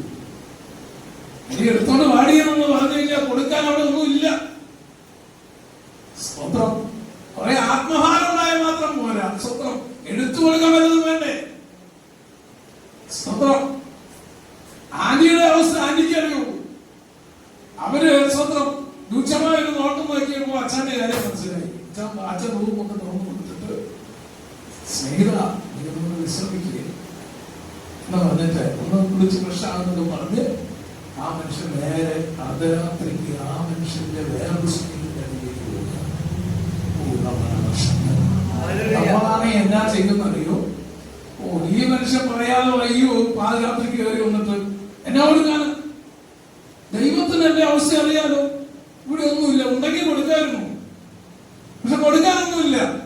അതുകൊണ്ട് ഒരു വായും തരണ ഞാൻ കൊടുത്തേക്കാം, അവിടെ അങ്ങനെ നടന്നിട്ട് പോകാൻ സ്വപ്നം. ഈ മനുഷ്യൻ അങ്ങനെ പറ്റില്ല.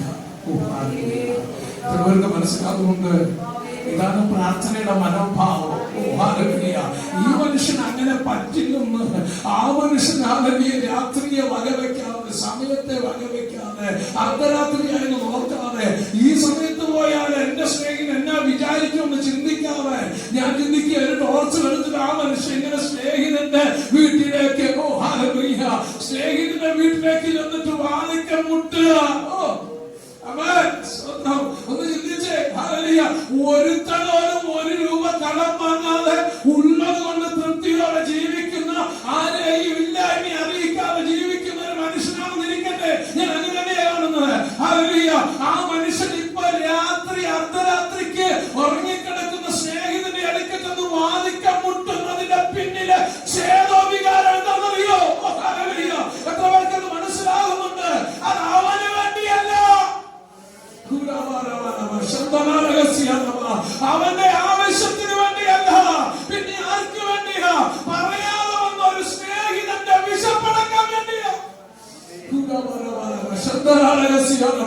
എത്ര പേർ ആത്മാവിലാൽ തിരിച്ചറിയുന്നുണ്ട്? ഈ അർദ്ധരാത്രിക്ക് വന്ന് മുട്ടുക ഈ മനുഷ്യൻ. ഹല്ലേലൂയ.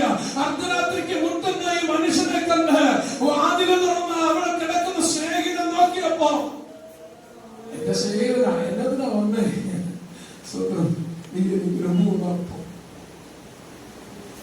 അത്ഭുതത്തോടെ ആ മനുഷ്യൻ നോക്കി കാണും. ഈ മനുഷ്യൻ ഇന്നുവരെ ആരോടൊന്നും ചോദിക്കുന്ന മനുഷ്യനല്ല. ഇപ്പൊ എന്നതിനെ ഒഴി വന്ന് ഈ പാതിരാത്രിക്ക് മുട്ടുന്നു. എന്താ പറ്റിയത്? എനിക്ക് മൂന്നപ്പം തരണം. ആ മനുഷ്യന് സ്നേഹിതനായോണ്ട് തുറന്നങ്ങ് പറഞ്ഞു, എനിക്ക് തരാൻ പറ്റില്ല, എന്റെ ഇല്ലെന്നല്ല, എനിക്ക് തരാൻ കഴിയില്ല. കാരണം എല്ലാം ക്ലിയർ ആക്കി, ഞാൻ നേരത്തെ പറഞ്ഞ പോലെ ആന്റി എല്ലാം റെഡിയാക്കി വീട്ടിൽ വെച്ച് സെറ്റാക്കി വെച്ചിരിക്കുക.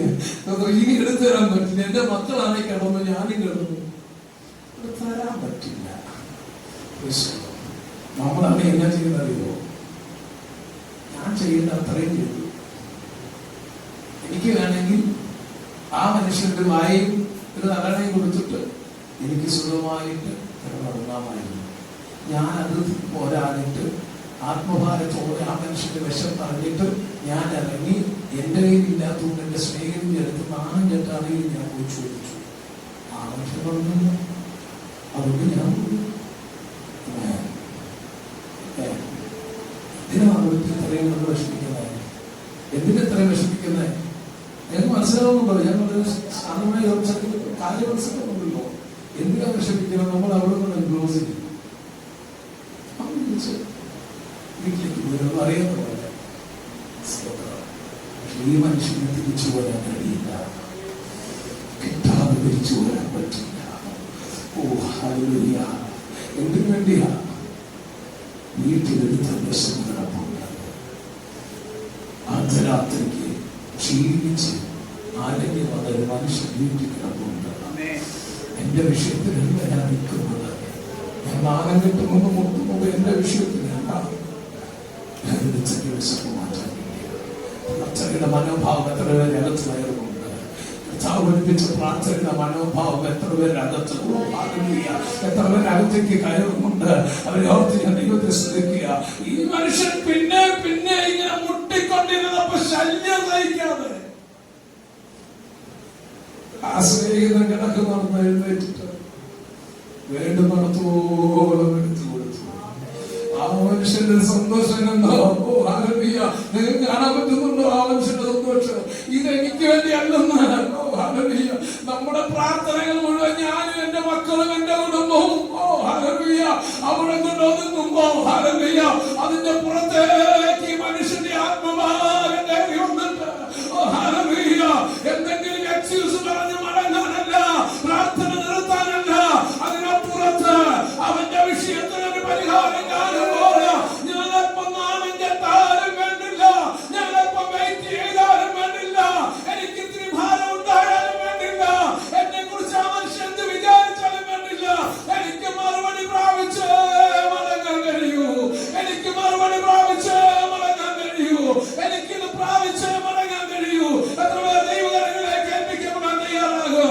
നമുക്ക് അങ്ങനെ ഒരു മനോഭാവം ഉണ്ടാകണം. പ്രാർത്ഥിക്കാൻ പഠിപ്പിക്കണമെന്ന് പറഞ്ഞാൽ പോരാ, പ്രാർത്ഥനയുടെ മനോഭാവം എന്തായിരിക്കണമെന്ന് കർത്താവ് പഠിപ്പിച്ചു തരികയാണ്. ആമേൻ. ആ കഥ പറഞ്ഞിട്ടാണ് കർത്താവ് പറയുന്നത്. എന്താ പറയുന്നത്? യാചിപ്പിൻ എന്നാൽ നിങ്ങൾക്ക് കിട്ടും, അന്വേഷിപ്പിൻ എന്നാൽ നിങ്ങൾ കണ്ടെത്തും, മുട്ടുവിൻ എന്നാൽ നിങ്ങൾക്ക് തുറക്കും. ഹല്ലേലൂയ. കർത്താവ് എന്നോട് ആ ഭാഗത്ത് നിന്ന് പറഞ്ഞൊരു കാര്യം ഞാൻ പറയാം. ഹല്ലേലൂയ. എന്താണെന്നറിയോ? കിട്ടുവാണെങ്കിൽ കിട്ടട്ടെ എന്ന നിലയിൽ യാചിക്കരുത്. ആമേൻ. കണ്ടെത്തുകയാണെങ്കിൽ കണ്ടെത്തട്ടെ എന്ന് ചിന്തിച്ച് അന്വേഷിക്കരുത്. ഓ ഹല്ലേലൂയ. തുറക്കുകയാണെങ്കിൽ തുറക്കട്ടെ എന്ന നിലയിൽ ഹല്ലേലൂയ മുട്ടരുത്. ഹല്ലേലൂയ.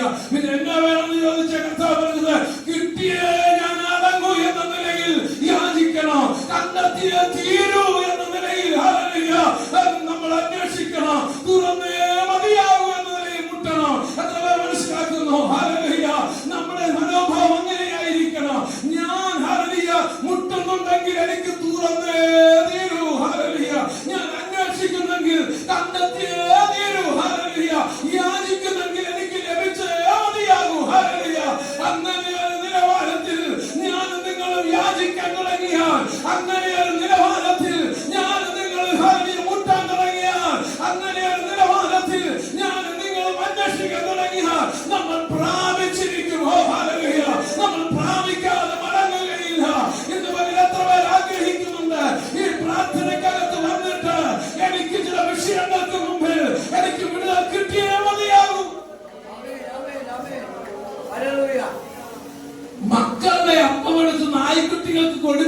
പറഞ്ഞാലും ആ സഹോദരി പോകില്ല.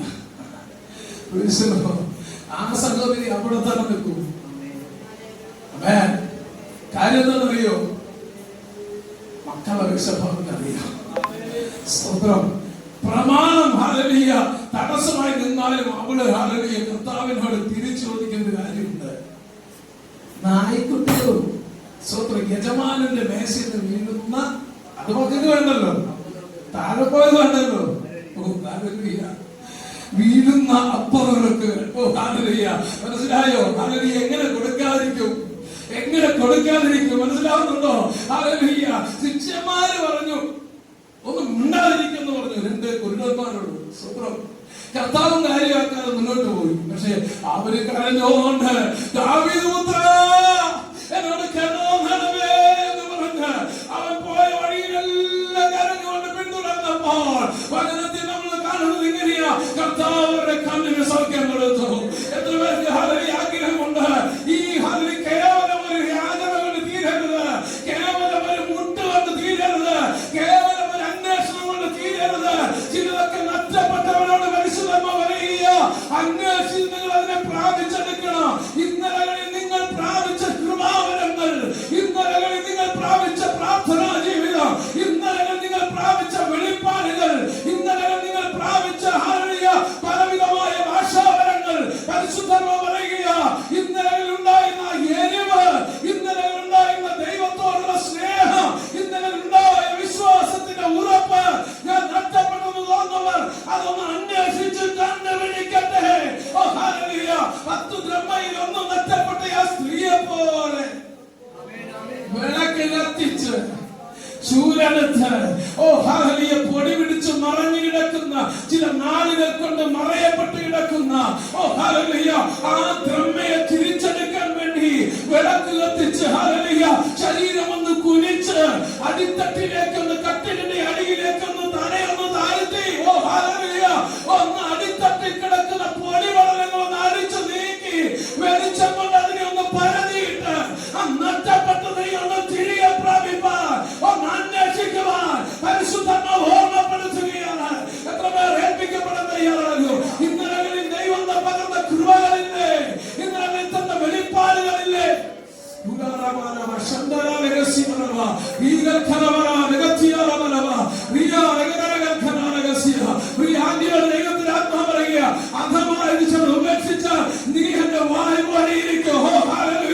ശക്തമായ പ്രവചനത്തിന്റെ ദൂതുകൾ കഴിഞ്ഞ നാളുകളിൽ ഉപയോഗപ്പെടുത്തിയതിനേക്കാൾ ഉപരിയായി ശക്തിയോടെ ഉപയോഗിക്കുവാൻ ദൈവത്തിന് പദ്ധതിയുണ്ടെന്ന് പരിശുദ്ധമായ ദൂതുകളായി മാറുകയാണ്. നഷ്ടപ്പെട്ടതിനെ ചിലതിനെ തിരിച്ചെടുക്കുവാൻ ഒരന്വേഷണം ത്വരയോടെ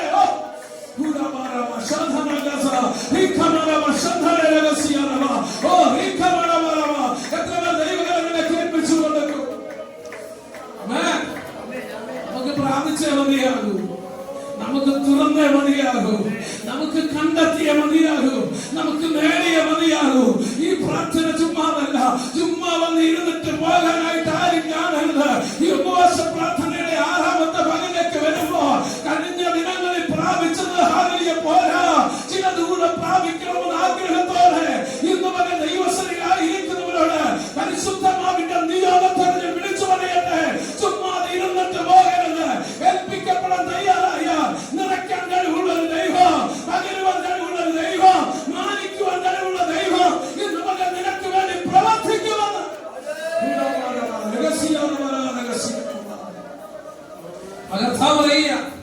യാചിപ്പിൻ എന്നാൽ നിങ്ങൾക്ക് കിട്ടും, അന്വേഷിപ്പിൻ എന്നാൽ നിങ്ങൾ കണ്ടെത്തും, മുട്ടുവിലെന്നാൽ നിങ്ങൾക്ക് തുറക്കും. അന്വേഷിക്കുന്നവനെ കണ്ടെത്തുന്നു, മുട്ടുന്നവനെ തുറക്കും എന്ന് ഞാൻ നിങ്ങളോട് പറയുന്നു. സ്വത്രം. എന്നാൽ നിങ്ങളിൽ ഒരപ്പനോട് മകൻ അപ്പൻ ചോദിച്ചാൽ അവൻ കല്ല് കൊടുക്കുമോ? അല്ല മീൻ ചോദിച്ചാൽ മീന് പകരം പാമ്പിനെ കൊടുക്കുമോ? മുട്ട ചോദിച്ചാൽ തേളിനെ കൊടുക്കുമോ? ദോഷികളായ നിങ്ങളുടെ മക്കൾക്ക് നല്ല കാര്യങ്ങളെ കൊടുക്കാൻ അറിയുന്നതെങ്കിൽ ശ്രദ്ധിച്ചേ. നന്നായി പഠിപ്പിക്കാൻ ആരില്ല, അതൊന്നും വകയില്ലായിരുന്നു. കൂലിപ്പണി എടുത്ത് ജീവിച്ചു അപ്പനല്ലേ, നേരത്തിന് തരാനില്ലായിരുന്നു. അതുകൊണ്ട് നമുക്ക് എത്തേണ്ടിടത്തൊന്നും എത്താൻ പറ്റിയില്ല, പഠിക്കേണ്ടത് പഠിക്കാൻ പറ്റിയില്ല, പലതും. അതുകൊണ്ട് നമ്മൾ ചെയ്യുന്ന കാര്യം എന്താ? നമുക്ക് കിട്ടാത്തത് നമ്മുടെ മക്കൾക്ക് എങ്കിലും കിട്ടണമെന്ന് വെച്ച് കടം മേടിച്ചാണേലും നമ്മളവരെ പഠിപ്പിച്ച്, ലോൺ എടുത്താണേലും അവരെ പഠിപ്പിച്ച്. ചോദിച്ച് കഴിഞ്ഞ ദിവസം സഹോദരി എന്നോട് പറഞ്ഞതാ, എന്റെ അപ്പൻ അമ്പിളിമാമനെ വിളിച്ചതെന്ന് പറഞ്ഞാൽ അങ്ങനെ ദോഷികളായ നമുക്ക് പറ്റുമെങ്കിൽ സ്വർഗസ്ഥനായ പിതാവ് മനസ്സിലാകുന്നുണ്ടോ? അപ്പന്റെ ഹൃദയം മനസ്സിലാകുന്നുണ്ടോ? അപ്പന്റെ ഹൃദയം എത്ര പേർക്ക് മനസ്സിലാകുന്നുണ്ട്? നിങ്ങൾ ചോദിച്ചാൽ കൊടുക്കാതിരിക്കാൻ പറ്റുമോ? നമ്മൾ ദോഷികളായ നമ്മൾ കൊടുക്കുന്നെങ്കിൽ, അവര് ചോദിക്കുന്നൊക്കെ വാങ്ങി കൊടുക്കുന്നെങ്കിൽ ഇന്നും എന്താണ് മോൻ പറഞ്ഞു സ്വന്തം ഫുട്ബോൾ വേണം, സ്വന്തം അപ്പൻ എത്ര വയസ്സുണ്ടായിരുന്നില്ല, അവരുടെ ആഗ്രഹമല്ലേ സ്വന്തം കളിച്ചോട്ടെ, വേറെ മൊബൈലിന്റെ കാര്യങ്ങൾ വെറുതെ ഈ ഇന്റർനെറ്റ് കയറി കൊടുക്കുന്നതിനേക്കാൾ നല്ലതല്ലേ എന്ന് വെച്ചിട്ട് ഞാൻ ഓർഡർ ചെയ്ത സുഖതെറപ്പി ഒന്നും വരും. ഞാൻ പറഞ്ഞതൊന്നും വേറെ കാര്യമില്ല, ഞാൻ ഉദ്ദേശിച്ചതേ ഉള്ളൂ. നമ്മൾ നമുക്കില്ലെങ്കിലും ഉണ്ടെങ്കിൽ നമ്മൾ എന്നാ ചെയ്യാം? അവരെ ആ ബുദ്ധിമുട്ട് അറിയിക്കാതെ അവരെ ആഗ്രഹം സാധിപ്പിച്ചു കൊടുക്കാൻ അവരെ മനസ്സ് കാണിക്കുമെങ്കിൽ തിരിച്ചറിയുക, സ്വർഗസ്ഥനായ നിങ്ങളുടെ പിതാവ് ദോഷികളായ നിങ്ങളുടെ മക്കൾക്ക് വേണ്ടി നല്ലതാരങ്ങളെ മുട്ടയോദിച്ചവന് കല്ലും പാമ്പൊന്നും കൊടുക്കാതെ, പെരതും പഴുതാരെയൊന്നും കൊടുക്കാതെ, അവൻ ചോദിച്ചതിനേക്കാൾ നല്ലത് കൊടുക്കാൻ നമുക്കറിയാമെങ്കിൽ നമ്മുടെ പിതാവിന് അതിനേക്കാൾ നന്നായി അറിയാമെന്ന്. ഉയരത്തിലെ പിതാവ് നിന്നെ വെറും കൈയായി വിടുകയില്ലെന്ന്, ഉയരത്തിലെ പിതാവ് നിന്റെ ആവശ്യം സാധിപ്പിക്കാതിരിക്കയില്ലെന്ന്, ഉയരത്തിലെ പിതാവ് നിന്റെ വിഷയത്തിന് പരിഹാരം തരാതിരിക്കയില്ലെന്ന് എത്രമാർ വിശ്വസിക്കുന്നുണ്ട്? നീ ഭാരപ്പെടുന്ന വിഷയം എന്റെ ദൈവത്തിന്റെ കരങ്ങളെ കൊടുക്ക, അവൻ നിനക്ക് വേണ്ടി പ്രവർത്തിക്കാൻ ശക്തനാണ്. ഇനി കർത്താവ് പറഞ്ഞു വരുന്നത് എവിടേക്കാ? ഒന്ന് നോക്കിയേ, താഴോട്ട് വായിക്കുമ്പോൾ കാണുന്ന ദോഷികളായി നിൽക്കുന്ന മക്കൾക്ക് നല്ല കാര്യങ്ങളെ കൊടുക്കാൻ അറിയുന്നുവെങ്കിൽ സ്വർഗ്ഗസ്ഥനായ പിതാവ് തന്നോട് യാചിക്കുന്നവർക്ക് പരിശുദ്ധാത്മാവിനെ എത്രയധികം കൊടുക്കും. പരിശുദ്ധാത്മാവിനെ എത്രയധികം കൊടുക്കണം. പ്രാർത്ഥന പഠിപ്പിക്കാൻ പറഞ്ഞ കർത്താവ് പരിശുദ്ധമായ കൊടുക്കുന്ന കാര്യമാണ്. അതെന്തായാലും പരിശുദ്ധാത്മാവിനെ നടക്കുള്ളൂ. എന്തുകൊണ്ടാ കർത്താവ് ഈ പരിശുദ്ധാത്മാവിനെ ചോദിക്കാൻ പറഞ്ഞെന്നറിയോ? ചോദിച്ച എത്ര വേണമെങ്കിലും തരുമെന്ന്. എന്നെ അത് സ്വന്തം ചാലഞ്ച് ചെയ്തൊരു സംഭവമാണ്. നമ്മളത് പരിശുദ്ധാത്മാവിന് വേണ്ടത് പ്രാപിക്കുന്നുണ്ടോ? റീചാർജ് ചെയ്ത് നടക്കുന്നുണ്ടോ? ചോദിക്കുന്നതിന് നിനക്ക് അത്യന്തപരമായി അവൻ തരുമെന്ന്. അവൻ തരുന്നത് എങ്ങനെയാണെന്ന് നിങ്ങൾക്കറിയാലോ. സ്വന്തം അറിയില്ലെങ്കിൽ ഞാനൊന്ന് പറഞ്ഞുതരാം. അവൻ തരുന്നത് അറിയണമെങ്കിലേ അല്ലെങ്കിൽ സാറാപത്തിലെ വിധവയോട് ചോദിച്ചാൽ മതി. എടുക്കുന്നോറും നിറയുന്ന മനസ്സിലാകുന്നോ? അവൻ തന്നാലുണ്ടല്ലോ അത് തീർന്നു പോകുന്നതല്ല. എടുക്കുന്നോറും അതിങ്ങനെ നിറഞ്ഞ് പാലക്കാട് ദൈവാസം വന്ന് ബോംബെയിൽ നിന്ന് ജീവിച്ച ചരിത്രം പറഞ്ഞ് ഞാൻ കേട്ടിട്ടുണ്ട്. എന്താണെന്നറിയോ? ഒരു പാത്രം ഒരു സ്വന്തം 5 കിലോ എങ്ങാണ്ട് ഈ ഗോതമ്പ് പൊടി സ്വന്തം ആരോ കൊടുത്തു. അവർക്ക് ജീവിക്കാൻ വേറെ വഴിയില്ല. കണ്ടിട്ട് ആരോ മനസ്സരിഞ്ഞ് കൊടുത്തതാ സ്വത്രം. ഹല്ലേലൂയ. ആ മനുഷ്യൻ അതിൽ നിന്ന് എടുത്ത് അദ്ദേഹത്തിന്റെ ഭാര്യ അതിൽ നിന്ന് എടുത്ത് പാചകം ചെയ്യുന്നതിനനുസരിച്ച് ആ മനുഷ്യൻ നോക്കുമ്പോ ഇതിന് പിന്നെ പറഞ്ഞു വരിക. സാറാഫത്തിൽ മാത്രം നടന്ന കാര്യമല്ലെന്ന് വടക്കേന്ത്യയിലെ ദൈവദാസൻ അനുഭവിച്ച സാക്ഷ്യമാണ് ഞാൻ കേട്ടത്. ഹല്ലേലൂയ. എത്ര പേർക്ക് മനസ്സിലാകുന്നു? അവൻ കൊടുക്കുന്നോറും എടുക്കുന്നോറും നിറയുന്ന ദൂതനെ ഏറ്റെടുക്കുന്നുണ്ട്. ഈ പിതാവുണ്ടല്ലോ, നമ്മൾ ദോഷികളായി നമ്മെ പോലെ ഇനി ഇല്ലെന്നോ എന്നെ കൊണ്ട് കഴിയില്ലെന്നോ ഇനി മോന് തരാനില്ലെന്നും പറയുന്നവനല്ല. എടുക്കുന്നോറും നിറയ്ക്കുന്ന വർദ്ധിപ്പിക്കുന്ന ഒരു ദൈവത്തിന്റെ അനുഗ്രഹം. ആരോടാണ് നമ്മൾ ചോദിക്കുന്നത്?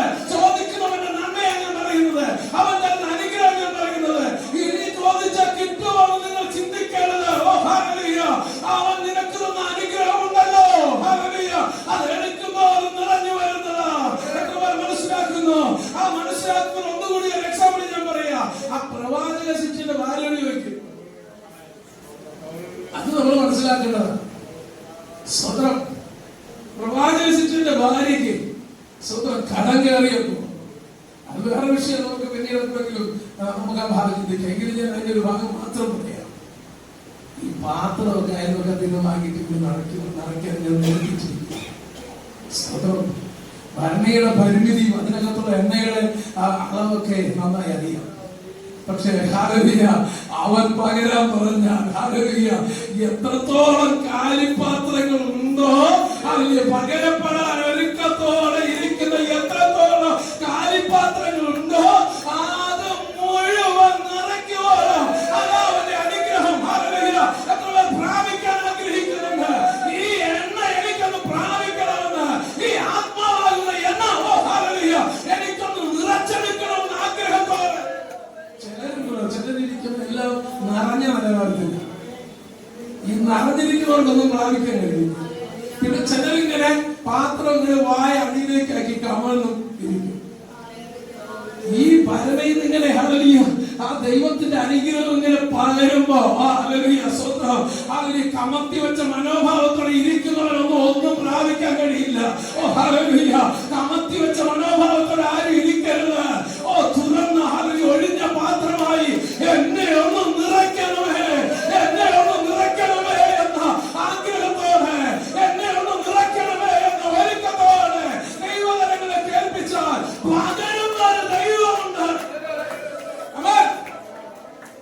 അവൻ പലർക്കും പകർന്നിട്ട് എനിക്കെത്തുമ്പോഴത്തേന് തീർന്നു പോകുമെന്ന് നീ ചിന്തിക്കണ്ട. ഏലിയാവിന്റെ മേൽ പകർന്നവൻ, പത്രോസിന്റെ മേൽ പകർന്നവൻ, ഹല്ലേലൂയ പൗലോസിന്റെ മേൽ പകർന്നവൻ, അവന്റെ പകർച്ച തീരുകയില്ല. മനസ്സിലാവുന്ന ദൈവത്തെ സ്തുതിക്കുക. നിനക്ക് വെച്ചു കൊടുക്കാൻ ഒരു ഒഴിഞ്ഞ പാത്രം ഉണ്ടെങ്കിൽ, ഏൽപ്പിക്കപ്പെടാൻ ഒരു ഒഴിഞ്ഞ പാത്രം ഉണ്ടെങ്കിൽ, നിന്നെ നിറയ്ക്കാൻ എന്റെ ദൈവം മതിയായവനാണ്. നിന്നെ നിറയ്ക്കാൻ എന്റെ ദൈവം മതിയായവനാണ്.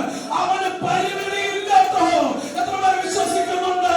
നീ ചോദിച്ചത് തരാൻ, നീ ചോദിച്ചത് തരാൻ അവന്റെ പക്കൽ ധാരാളമുണ്ട്. അവന്റെ പക്കൽ ധാരാളമുണ്ട്. പരിശുദ്ധാത്മാവിന്റെ ഒരു നിറവ് എനിക്ക് വേണമെന്ന് ഇന്ന് പകൽ എത്ര പേർ ആഗ്രഹിക്കുന്നു? പരിശുദ്ധാത്മാവിന്റെ ഒരു നിറവ്,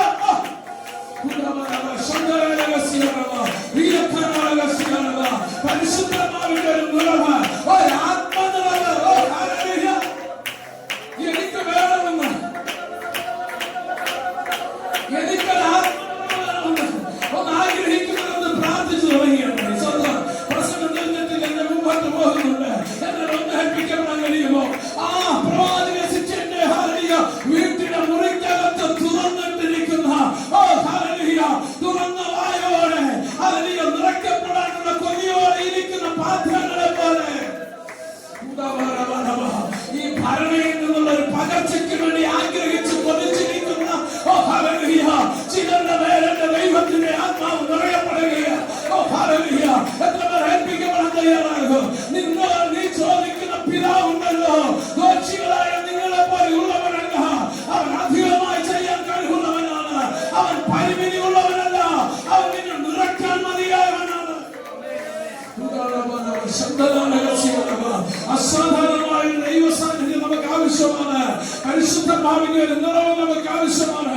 ഈ പ്രതികൂലത്തിന്റെ കാഠിന്യം നിറഞ്ഞ ഈ മരുഭൂമിയുടെ യാത്രയിൽ കൂരിരുൾ താഴ്ന്നേണ്ടെന്ന് വരുന്ന ശത്രുവിന്റെ പോരാട്ടങ്ങളെ ജയിക്കേണ്ടത് ഈ മണ്ഡലത്തിൽ പരിശുദ്ധാത്മാവിന്റെ അധികം നിറവ് നമുക്ക് ആവശ്യമാണ്. എന്ന് പറഞ്ഞ എത്ര പേർ ദൈവസന്നിധി അതിനു വേണ്ടി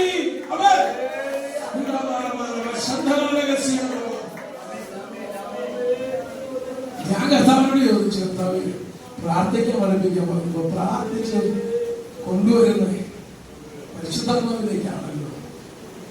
അതിന്റെ മറുപടി പൗലോസാണ്. റോമലേഖനത്തിലേക്ക് നമുക്കൊന്ന് പോകാം. 8-ാം അധ്യായത്തിൽ 26-27 വാക്യങ്ങൾ വായിക്കാം. ഇന്ത്യ പരിശുദ്ധാത്മാവിനെ അവിടെ കൊണ്ടുവന്ന കർത്താവ് ആ പ്രാർത്ഥനയുടെ ആവശ്യത്തെ നിർത്തുന്നത് അവണ്ണം തന്നെ ആത്മാവ് നമ്മുടെ ബലഹീനതയിൽ തുണ നിൽക്കുന്നു. വേണ്ടപോലെ പ്രാർത്ഥിക്കേണ്ടത് എന്തെന്ന് നാം അറിയുന്നില്ലല്ലോ. വിഷയം നമുക്ക് വേണ്ടതുപോലെ പ്രാർത്ഥിക്കേണ്ടതില്ല. നമ്മളെ സംബന്ധിച്ചില്ലെങ്കിലും അദ്ദേഹം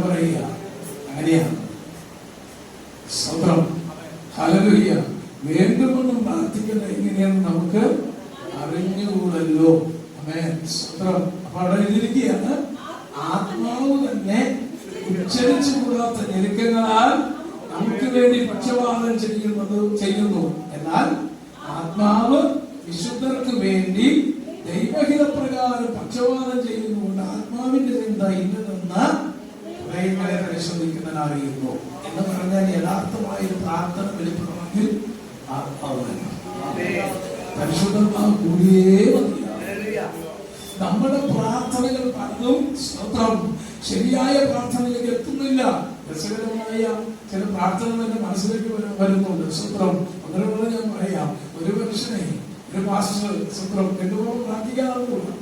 ഒരു പാസ്റ്റർ റെയിൽവേ സ്റ്റേഷന്റെ അടുക്കൽ വന്ന സ്തോത്രം സ്റ്റേഷനിൽ വന്നിട്ട് കുട്ടി ബാംഗ്ലൂരിൽ എന്തോ പഠിക്കാൻ ജോലിക്ക് പോകുക.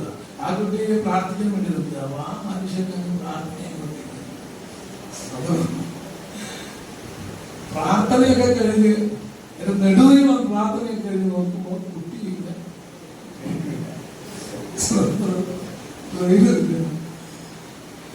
പ്രാർത്ഥിക്കുന്നതിനൊക്കെ ചില രീതികളൊക്കെ ഉണ്ട്. അതിനുള്ള ജ്ഞാനം തരുന്ന മനുഷ്യന്മാർ. ചിലർ പ്രാർത്ഥിക്കാൻ പറഞ്ഞാൽ പ്രാർത്ഥിക്കുന്ന വിഷയത്തിൽ നിൽക്കാതെ ആഫ്രിക്ക, അന്റാർട്ടിക്ക, ഉഗാണ്ടയൊക്കെ കറങ്ങിയിട്ട് വെച്ച് വരുമ്പോഴത്തേനും പ്രാർത്ഥിക്കാൻ പറഞ്ഞ വിഷയം മറന്നു പോകും. അതിന് പ്രാർത്ഥിച്ചോ? പ്രാർത്ഥിച്ചു. പക്ഷെ പ്രാർത്ഥിക്കാൻ പറഞ്ഞ വിഷയം ചിലര് പ്രാർത്ഥന തുടങ്ങി അത് പിന്നെ അതിനകത്ത് പ്രബോധനമാകും, പ്രസംഗമാകും, സാക്ഷ്യമാകും, കഥാപ്രസംഗമാകും. എല്ലാം കഴിയുമ്പോൾ ആശീർവാദത്തോടെ നമ്മളൊരു സത്യം സമ്മതിക്കണം. വേണ്ടുമ്പോൾ പ്രാർത്ഥിക്കാൻ നമുക്ക് അറിയില്ല. സ്വന്തം വേണ്ടുപോലെ പ്രാർത്ഥിക്കാൻ നമുക്ക് അറിഞ്ഞുകൂടാ. ഓരോ സന്ദർഭത്തിനും ഓരോ സാഹചര്യത്തിനനുസരിച്ച് പ്രാർത്ഥിക്കേണ്ടത് പ്രാർത്ഥിക്കും. അരമണിക്കൂർ ഒരു പ്രാർത്ഥന നമ്മൾ സ്വന്തം ഈ ഗൂഗിൾ മീറ്റിലെന്ന് വെച്ചാൽ ചിലരൊക്കെ വിഷയം കൊടുക്കുമ്പോൾ നോക്കാൻ പറ്റും. പ്രാർത്ഥന അടുത്ത വിഷയം കൊടുക്കാൻ മാസ്റ്റർ സമയമുണ്ടോ? ഞാൻ സമയം പറയാറുണ്ട്, ഇതൊക്കെ ഒറ്റയ്ക്കും പ്രാർത്ഥിക്കണം. രാവിലെ വൈകുന്നേരം വരെ പ്രാർത്ഥിക്കും, ഒരു കുഴപ്പമില്ല. സ്വത്രം അമ്മേ മനസ്സിലാകുന്നുണ്ടോ? ശരിക്കും നമുക്ക് അറിഞ്ഞുകൂടാ. വേണ്ടുമണം പ്രാർത്ഥിക്കേണ്ട എന്താണെന്ന് അറിയുന്ന ഒരു ആത്മാവിനെ നമ്മൾ പ്രാർത്ഥിക്കണം. അതാ കർത്താവ് പറഞ്ഞ് അവിടെ അവസാനിപ്പിച്ചിട്ടുണ്ട്. പരിശുദ്ധാത്മാവിനെ നിങ്ങൾ പ്രാപിച്ചാൽ നിങ്ങൾക്ക് പ്രാർത്ഥിക്കാൻ പറ്റും, വേണ്ടതുപോലെ പ്രാർത്ഥിക്കാൻ പറ്റും. അതെങ്ങനെയാണെന്ന് അവിടെ എഴുതിയിരിക്കുക. നോക്കൂ, ലേഖനത്തില് കാണുക എന്താണ്? ആത്മാവ് തന്നെ ഉച്ചരിച്ചുകൂടാത്ത ഞെരുക്കങ്ങളാൽ നമുക്ക് വേണ്ടി പക്ഷപാതം ചെയ്യുന്നു എന്ന് പറഞ്ഞാൽ നമ്മളിങ്ങനെ പ്രാർത്ഥിക്കുമ്പോൾ നമ്മൾ പോലും അറിയാതെ ആത്മാവ് ഇങ്ങനെ ഉച്ചരിച്ചുകൂടാത്ത ഞെരുക്കങ്ങളാൽ ദൈവത്തോട് പ്രാർത്ഥിച്ചുകൊണ്ടിരിക്കുക. മനസ്സിലാവുന്നുണ്ടോ? ആത്മാവിൽ പ്രാർത്ഥിക്കുന്ന എത്ര പേരുണ്ട്? അന്യഭാഷ പ്രാർത്ഥിക്കുന്നവർ എത്ര പേരുണ്ട്? ദൈവത്തിന്റെ പ്രവൃത്തി നിങ്ങൾ കണ്ടിട്ടുണ്ടോ? അനുഭവിച്ചിട്ടുണ്ടോ? ഓ ഹല്ലേലൂയ! ആത്മാവിലുള്ള പ്രാർത്ഥന നമുക്ക് വേണം. ബുദ്ധി കൊണ്ടുള്ള പ്രാർത്ഥന മാത്രം പോരാ, ആത്മാവിലുള്ള പ്രാർത്ഥന നമുക്ക് ആവശ്യമാണ്. ഹല്ലേലൂയ! ഇവിടെ പറയുകയാണ്, ആത്മാവ് ഉച്ചരിച്ചുകൂടാത്ത ഞെരുക്കങ്ങളാൽ നമുക്ക് വേണ്ടി പക്ഷപാതം ചെയ്യുന്നു. എന്നാൽ ആത്മാവ് വിശുദ്ധർക്ക് വേണ്ടി ദൈവഹിത പ്രകാരം പക്ഷപാതം ചെയ്യുന്നത് കൊണ്ട് ഈ പ്രാർത്ഥന പ്രത്യേകം എന്താ? വിശുദ്ധർക്ക് വേണ്ടി ആത്മാവ് ദൈവഹിത പ്രകാരം പക്ഷപാതം ചെയ്യുക. മനസ്സിലാവുന്നുണ്ടോ? നമ്മുടെ പ്രാർത്ഥനകൾ പലതും നമ്മുടെ വീട്ടിന്റെ ഗേറ്റുകളൊന്നും വളർത്തു പോകാതിരിക്കുമ്പോൾ യഥാർത്ഥമായ പ്രാർത്ഥന, ദൈവം ആഗ്രഹിക്കുന്ന പ്രാർത്ഥന നമുക്ക് അറിഞ്ഞുകൂടാതിരിക്കുമ്പോൾ നമുക്ക് തുണ നിന്നുകൊണ്ട് ദൈവഹിത പ്രകാരമുള്ള പ്രാർത്ഥന ഉച്ചരിച്ചു കൂടാത്ത ഞെരുക്കങ്ങളാൽ പരിശുദ്ധമാവ് പക്ഷപാതം ചെയ്യുമെന്ന് എത്ര മനസ്സിലാക്കുന്നു? അതുപോലത്തെ ഒരു പ്രാർത്ഥനയ്ക്ക് പരിശുദ്ധമാവിനെ പ്രാപിക്കണം, ആത്മാവിന്റെ നിറവ് പ്രാപിക്കണം. എന്നിട്ട് അവിടെ എഴുതിയിരിക്കുകയാണ്, എന്നാൽ ആത്മാവ് വിശുദ്ധർക്ക് വേണ്ടി ദൈവഹിത പ്രകാരം പക്ഷപാതം ചെയ്യുന്നത് കൊണ്ട് ആത്മാവിന്റെ ചിന്ത ഇന്നതെന്ന് ഹൃദയങ്ങളെ പരിശോധിക്കുന്നവൻ അഥവാ പ്രാർത്ഥന കേൾക്കുന്ന ദൈവം അറിയുന്നു. മനസ്സിലാവുന്നുണ്ടോ? ഹല്ലേലൂയ!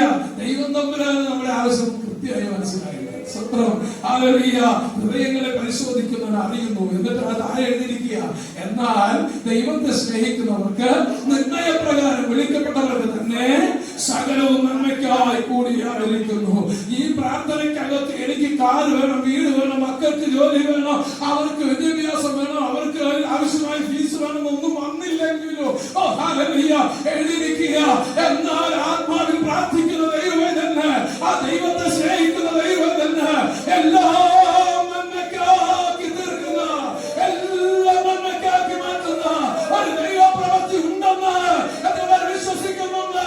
നീ പ്രാർത്ഥിച്ചില്ലെങ്കിലോ നീ ദൈവത്തിന്റെ പ്രകാരം പ്രാർത്ഥിക്കാൻ തുടങ്ങുമ്പോൾ, ആത്മാവിനെ പ്രാർത്ഥിക്കാൻ തുടങ്ങുമ്പോൾ നിന്റെ ഭാരം അവൻ അറിയാമെന്ന്, നിന്റെ പ്രശ്നം അവൻ അറിയാമെന്ന്, നിന്റെ സാഹചര്യം അവൻ അറിയാമെന്ന്, അവൻ നിനക്കെല്ലാം നന്മയ്ക്കാക്കി തീർക്കുമെന്ന്. ആരൊക്കെ അടച്ചാലും അവൻ നിനക്ക് വേണ്ടി ഒരു വഴി തുറന്നിടുമെന്ന്, ആരൊക്കെ തടഞ്ഞാലും അവൻ നിനക്ക് വേണ്ടി ഇടപെടുമെന്ന്, ആരൊക്കെ പ്രശ്നമായി മുമ്പിൽ നിന്നാലും രക്ഷിക്കുന്ന വീരനായ സൈന്യങ്ങളെ നിനക്ക് വേണ്ടി വെളിപ്പെടുമെന്ന് എത്ര വിശ്വസിക്കുന്നുണ്ട്? അടഞ്ഞടച്ച് നിനക്ക് തുറക്കുമെന്ന്, പുതിയ ഉറവ നിനക്ക് വേണ്ടി തുറന്നു തരുമെന്ന് എത്ര പേർ ആത്മാവിൽ വിശ്വസിക്കുന്നു? അവർക്കായി ദൈവത്തെ സ്തുതിക്കുക. അപ്പൊ ഈ ആത്മാവിന്റെ ആ ആത്മാവിന് വേണ്ടിയുള്ള, പരിശുദ്ധാത്മാവിന്റെ നിറവിന് വേണ്ടിയുള്ള ഒരു പ്രാർത്ഥന. ഈ പ്രാർത്ഥന എന്നെ കൊണ്ടെത്തിക്കുന്ന വേറെ ഭാഗത്തേക്ക് സമയമില്ല എങ്കിൽ ഭാഗത്തേക്ക് ഒന്ന് ഓടിച്ച് കടലിൽ നിർത്താൻ ആഗ്രഹിക്കുക. നോക്കൂ, നമുക്ക് വേഗത്തിൽ ആ ഭാഗത്തേക്ക് ഒന്ന് കടന്നു പോകാം. രാജാക്കന്മാരുടെ പുസ്തകം 1 രാജാക്കന്മാർ 18-ാം അധ്യായത്തിന്റെ 41 മുതൽ വാക്യം ഒന്ന് വേഗം വായിക്കാം.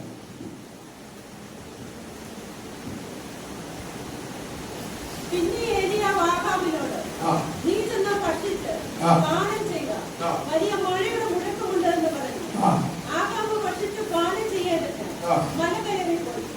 ഏലിയാവോ കർമ്മേൽപർവ്വതത്തിന്റെ മുകളിൽ കയറി നിലത്ത് കുനിഞ്ഞ് മുഖം തന്റെ മുഴങ്കാലുകളുടെ നടുവിൽ വെച്ച് തന്റെ ബാല്യക്കാരനോട്, നീ ചെന്ന് കടലിന് നേരെ നോക്കുക എന്ന് പറഞ്ഞു. അവൻ ചെന്ന് നോക്കിയിട്ട് ഒന്നുമില്ല എന്ന് പറഞ്ഞു. അതിനവൻ പിന്നെയും 7 പ്രാവശ്യം ചെല്ലുക എന്ന് പറഞ്ഞു. 7-ാം പ്രാവശ്യമോ അവൻ, ഇതാ കടലിൽ നിന്നൊരു മനുഷ്യന്റെ കൈ പോലെ ഒരു ചെറിയ മേഘം പൊങ്ങുന്നു എന്ന് പറഞ്ഞു. അതിനവൻ, നീ ചെന്ന ആഹാബിനോട്, മഴ നിന്നെ തടുക്കാതിരിക്കേണ്ടതിന് രഥം പൊട്ടി ഇറങ്ങിപ്പോകാൻ എന്ന് ബോധിപ്പിക്കാമെന്ന് പറഞ്ഞു.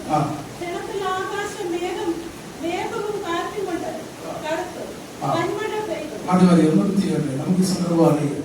ഞാൻ ഈ പറഞ്ഞ വിഷയത്തോട് ബന്ധപ്പെട്ട് കർത്താവിനെ ഏൽപ്പിച്ച ചിന്തയിലേക്ക് വരേണ്ട സമയം കടന്നു പോയല്ലോ. സ്വന്തം ഇവിടെ നമ്മൾ കാണുന്നൊരു കാര്യം, ഈ ഏലിയാവ് എന്ന പ്രവാചകൻ ഇപ്പോ കർമ്മേൽ പർവ്വതത്തിന്റെ മുകളിൽ കയറി മുഴങ്കാലിൽ നടക്കുക. സ്വന്തം വിശദീകരിച്ച് പറയുന്ന സമയം പറയുന്ന ഭാഗമാണ് ഞാൻ തൊട്ട് പറഞ്ഞു പോകാൻ. ഞാൻ ഏലിയാവിനോട് ചോദിച്ചു, അല്ലയോ ഏലിയാവേ, താങ്കളുടെ തീവ്രം ചെലവെന്ന് ദൈവം തന്റെ ദൈവമെന്നിരിക്കട്ടെ എന്ന് പറഞ്ഞ് ഒറ്റയ്ക്ക് നിന്ന് തീയിറക്കിയ ശുശ്രൂഷ ചെയ്തവനല്ലേ? 850 ബാലിന്റെയും അശേരയും പ്രതിഷ്ഠ പ്രവാചകന്മാരെ കൊന്നുകളഞ്ഞ് തീവ്രം ഉത്തരമെന്ന ദൈവം തന്നെ ദൈവമെന്ന് തെളിയിച്ചവനല്ലേ? അതുപോലത്തെ ഒരു ശുശ്രൂഷ ചെയ്ത നീ എന്തിനാ ഇപ്പൊ മുഴങ്കാലി കിടക്കുന്നത്?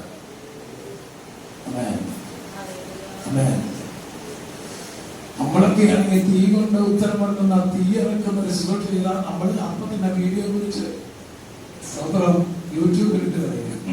അത് എത്ര ലൈക്ക് കിട്ടും, എത്ര കമന്റ് വരും നോക്കി ഏലിയാവിനോട് ചോദിച്ച ഏലിയാവ് പറഞ്ഞ വില എന്താണെന്നറിയോ? ഞാൻ തീ ഇറക്കി, ദൈവത്തിന്റെ കൃപയാൽ തീ ഇറക്കി, തീ കൊണ്ട് ഉത്തരം വരുന്ന ദൈവം തന്നെ ദൈവം തെളിയിക്കുക ചെയ്തു. ശുശ്രൂഷ ചെയ്യാൻ ഇടയായിരുന്ന ശക്തിയാണ്. പക്ഷേ അതെന്റെ പ്രാപ്തി കൊണ്ടല്ല, ഇനി അടുത്ത ശുശ്രൂഷ ചെയ്യണമെങ്കിൽ എനിക്ക് അവിടുത്തെ സന്നിധി മുഴങ്കാലിലേ മതിയാകൂ. നല്ലതും പ്രാപിച്ചെങ്കിലേ അടുത്തൊരു ശുശ്രൂഷ വെളിപ്പെടുകയുള്ളൂ. എത്ര പേർ മനസ്സിലാക്കുന്നുണ്ട്? ഇന്നലെ തീയിറക്കിയ ചരിത്രം പറഞ്ഞാൽ അടുത്ത ശുശ്രൂഷ ചെയ്യാൻ കഴിയുകയില്ല. ഉയരത്തിൽ നിന്നും അനുഭവം കിട്ടണം. ഉയരത്തിൽ പ്രാപിച്ചെങ്കിലേ കഴിയും.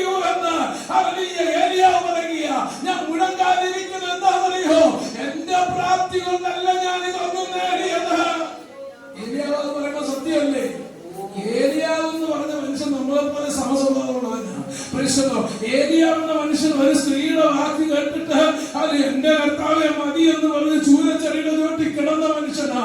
ഇനി എന്നെ കൊണ്ട് വയ്യ, എനിക്ക് ഞാൻ അത്ര വലിയ മിടുക്കണമെന്നുമല്ല എന്ന് പറഞ്ഞ് മരിച്ചു കളയാൻ ആഗ്രഹിച്ച വ്യക്തിയാ. അപ്പൊ എന്നാ കാര്യം ഞാൻ പറഞ്ഞു വന്ന സാരം മനസ്സിലായോ? വല്ലതും വെളിപ്പെടണമെങ്കിൽ ഉയരത്തിൽ പ്രാപിച്ചാൽ മതിയാകൂ.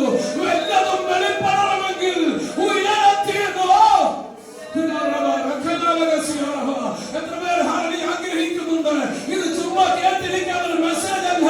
ഓ ഹല്ലേലൂയ, അവന്റെ സന്നദ്ധയിൽ നിന്ന് പ്രാർത്ഥനയാൽ ആർജിച്ചെടുക്കുന്ന ദൈവശക്തിയെ കുറിച്ച്, ഹല്ലേലൂയ, പ്രാർത്ഥനയാൽ ആർജിച്ചെടുക്കുന്ന ആത്മശക്തിയെ കുറിച്ച് ഞാൻ നിങ്ങളോട് കൈമാറിക്കൊണ്ടിരിക്കുന്നത്. എത്ര പേർ വിശ്വസിക്കുന്നുണ്ട്? ഹല്ലേലൂയ, ഏലിയാവ് പറയുന്ന ഒരു കാര്യമുണ്ട്. എന്താ? ഇനിയും വല്ലതും നടക്കണമെങ്കിൽ അവിടുത്തെ കൃപ പ്രാപിക്കണം. ഇനിയും വല്ലതും നടക്കണമെങ്കിൽ അവിടുത്തെ കൃപ പ്രാപിക്കണം. ഇനിയും വല്ലതും നടക്കണമെങ്കിൽ അവിടുത്തെ കൃപ പ്രാപിക്കണം. മുഴങ്കാലിൽ ഇരിക്കുന്ന ആ മനുഷ്യൻ ശിക്ഷനോട് പറഞ്ഞത് ഇങ്ങനെയാണ്. ഇതൊന്ന് പോയി നോക്കാൻ. ആ മനുഷ്യൻ ആ മലയിൽ താഴെ ഇറങ്ങി താഴെ വന്ന് കടൽക്കരയിൽ വന്ന് നോക്കുമ്പോ ഒന്നും കാണുന്നില്ല, മടങ്ങിയില്ല. സത്രം സത്രം മടങ്ങി വരികയാ. അപ്പോ ഏലിയാവ് പറയുക, മുഴങ്കാലിൽ തന്നെ ആ മനുഷ്യൻ. ഏലിയാവ് പറയുക, നീ ഒന്നുകൂടെ പോയി നോക്ക. രണ്ടാമതും പോയി, മൂന്നാമതും പോയപ്പോ ന്യായമായിട്ടുള്ള പ്രവാചകന്റെ ഉള്ളിൽ തോന്നിയിരിക്കുന്ന ചോദ്യം ഉണ്ടാവും, ഒരു ചിന്തയുണ്ടാവും. എന്താ പറയൂ? ഈ മനുഷ്യന്റെ കൃപയൊക്കെ പോയി നടന്നു. അമ്മേ, ഇന്നലെ തീയിറക്കിയതാ. സത്രം തീയിറക്കിയതാ. ഞാൻ പറഞ്ഞിട്ടല്ലാതെ മഴ പെയ്യില്ലെന്ന് പറഞ്ഞ് മഹാബലി ആകാശത്തിന് അടച്ചതാ. ഇന്ന് കൃപയൊക്കെ പോയി. കണ്ടില്ലേ? സത്യം, ഞാൻ എത്ര ആശയം ഓടുന്നു. ഇത് നമ്മുടെ അകത്തുനിന്ന് വന്നാ എന്താ ഒന്നും നടക്കാത്ത തീയിറക്കി ശത്രുവിനെ തകർത്ത് കണ്ടിട്ട് നിൽക്കുന്ന സന്ദർഭമാണ്. പക്ഷെ ഒന്നും നടക്കുന്നില്ല, ഒന്നും നടക്കുന്നില്ല. എത്ര പേർക്ക് മനസ്സിലാകുന്നുണ്ട്? ഓ ഹല്ലേലൂയ. അകത്ത് നമുക്ക് ഒരു തോന്നലുണ്ടാകും, പോയോ എല്ലാ കൃപയോ, എന്റെ ദൈവം എന്നെ കൈവിട്ടോ, എന്റെ ദൈവം എന്നെ തള്ളിക്കളഞ്ഞു, ഇനി ഒരു മുന്നേറ്റം ഇല്ലേ, ഇനി ഒരു ശുശ്രൂഷയ്ക്ക് വകയില്ലേ, ഇനി എനിക്ക് ഹല്ലേലൂയ ഒന്നും ഹല്ലേലൂയ നേടാനില്ലേ, ഇവിടങ്ങളെല്ലാം തീർന്നോ, ഞാൻ പരാജയപ്പെട്ടവനായി തലയെ താഴ്ത്തി മടങ്ങിപ്പോകേണ്ടി വരുമോ ഹല്ലേലൂയ എന്ന് തോന്നുന്ന ചില മണ്ഡലങ്ങൾ നമ്മുടെ ജീവിതത്തിൽ കടന്നു വരാം. എന്നാൽ ഒരു കാര്യം ഞാൻ പറയട്ടെ, ഹല്ലേലൂയ, ഏലിയാവിനോട് ചോദിച്ച ഏലിയാവ് പറയുന്നൊരു കാര്യമുണ്ട്, ഞാൻ അങ്ങനെ പിന്മാറുകയില്ല. എന്താ ഏലിയാവേ നീ പിന്മാറാത്തതെന്ന് ചോദിച്ച ഏലിയാവ് പറയുന്നൊരു കാര്യമുണ്ട്. 18:1 വായിക്കണ്ട. ദൈവം തമ്പുരാൻ പറഞ്ഞു, ഹല്ലേലൂയ, ഞാൻ ഭൂമിയിൽ മഴ പെയ്യിക്കാൻ പോകുക. ഓ ഹല്ലേലൂയ എന്ന് പറഞ്ഞാൽ ഞാൻ സേവിക്കുന്ന ദൈവത്തിന്റെ വാഗ്ദത്തം എന്റെ അകത്തുണ്ട്. ഓ ഹല്ലേലൂയ. പിന്നെ എന്നാ ഏലിയാവേ നിന്നെ ശക്തീകരിക്കുന്നത്? ഇവിടെ തന്നെ സംശയിക്കാതെ പ്രാർത്ഥിക്കാൻ തക്കവണ്ണം മുഴങ്കാല് മുടക്കാൻ നിന്നെ പ്രേരിപ്പിക്കുന്ന ഘടകമെന്ന് ചോദിച്ചാൽ എന്റെ അകത്താതിൽ ആ വലിയ മഴയുടെ മുഴക്കമുണ്ട്. എത്ര പേർ മനസ്സിലാക്കുന്നു? അതിൽ അകത്ത് വാഗ്ദത്തവും അകത്താതിൽ ദൈവപ്രവൃത്തിയുടെ മുഴക്കവും ഉണ്ടെങ്കിൽ ഓ ഹല്ലേലൂയ, അവനെ പ്രാർത്ഥനയിൽ നിന്ന് പിന്തിരിപ്പിക്കാൻ ഒരു പ്രതികൂലത്തിന് കഴിയുകയില്ല. എത്ര പേർ ആത്മാവിൽ തിരിച്ചറിയുന്നു? അകത്ത് വാഗ്ദത്തമുള്ളവൻ, അകത്താതിൽ ദൈവപ്രവൃത്തിയുടെ മുഴക്കം കേൾക്കുന്നവൻ അവൻ എഴുന്നേൽക്കില്ല, അവൻ എഴുന്നേൽക്കില്ല. ഓ ഹല്ലേലൂയ, അവൻ പ്രാപിച്ചിട്ട് എഴുന്നേൽക്കൂ, അവൻ പ്രാപിച്ചിട്ട് എഴുന്നേൽക്കൂ. ഇന്ന് മുതൽ എത്ര പേർ പ്രാപിച്ചിട്ട് എഴുന്നേൽക്കാൻ ആഗ്രഹിക്കുന്നുണ്ട്? മുഴങ്കാലിൽ മടക്കിയ മുഴങ്കാലിൽ ദൈവമുഖത്തേക്ക് നോക്കുന്ന ദൈവമേ, അവനിലേക്ക് നോക്കിയവർ പ്രകാശിതരായി. അവരുടെ മുഖം ലജ്ജിച്ചു പോയിട്ടില്ല. സാഹചര്യങ്ങൾ നോ പറയുമ്പോൾ, പലരും ഇല്ലെന്ന് പറയുമ്പോൾ, അത് നടക്കില്ലെന്ന് പറയുമ്പോൾ, അറിഞ്ഞ ചില മണ്ഡലങ്ങൾ നിനക്ക് വേണ്ടി തുറക്കുവാൻ, ക്ഷണത്തിൽ തുറക്കുവാൻ എന്റെ ദൈവത്തിന്റെ മക്കൾ പദ്ധതിയുണ്ടെന്ന്. ഓ ഹല്ലേലൂയ.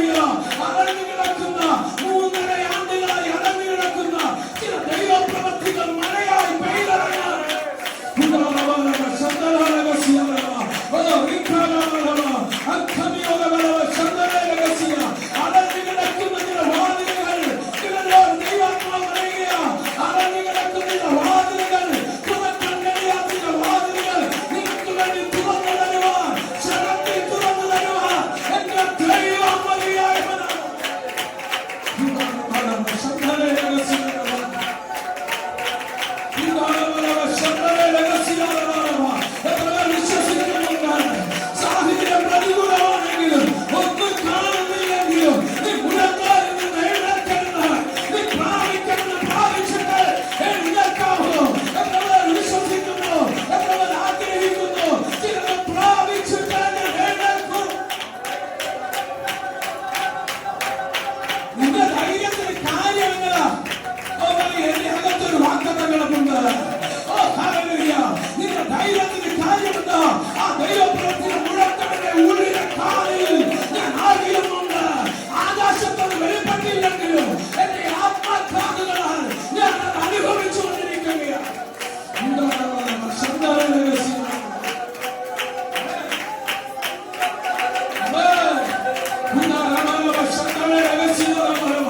ഇത് പ്രാപിച്ചിട്ടേ മടങ്ങാവൂ. യാചിക്കുന്ന യാതൊരു ലഭിക്കുന്നു, മുട്ടുന്ന യാതൊരു തുറക്കുന്നു, അന്വേഷിക്കുന്നത് കണ്ടെത്തുന്നു. ഇന്ന് പകൽ പരിശുദ്ധമായ ഹല്ലേലൂയ അതിനെ പ്രാപിക്കാൻ, ദൈവകൃപയെ പ്രാപിക്കാൻ അനന്യമായ ചില മണ്ഡലങ്ങളിൽ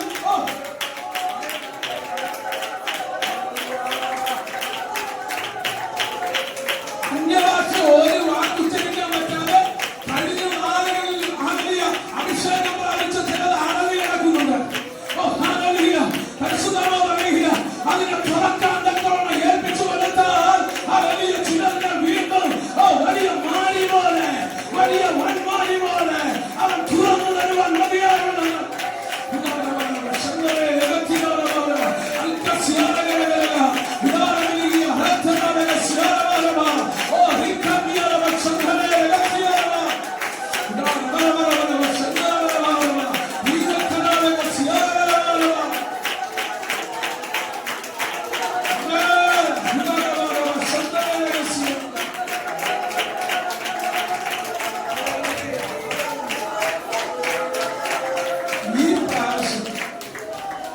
ശിക്ഷ വന്നപ്പോ പറഞ്ഞു ഒരു കൈപ്പത്തിയോളം അത് മതിയെന്ന് മനസ്സിലാക്കുന്നു.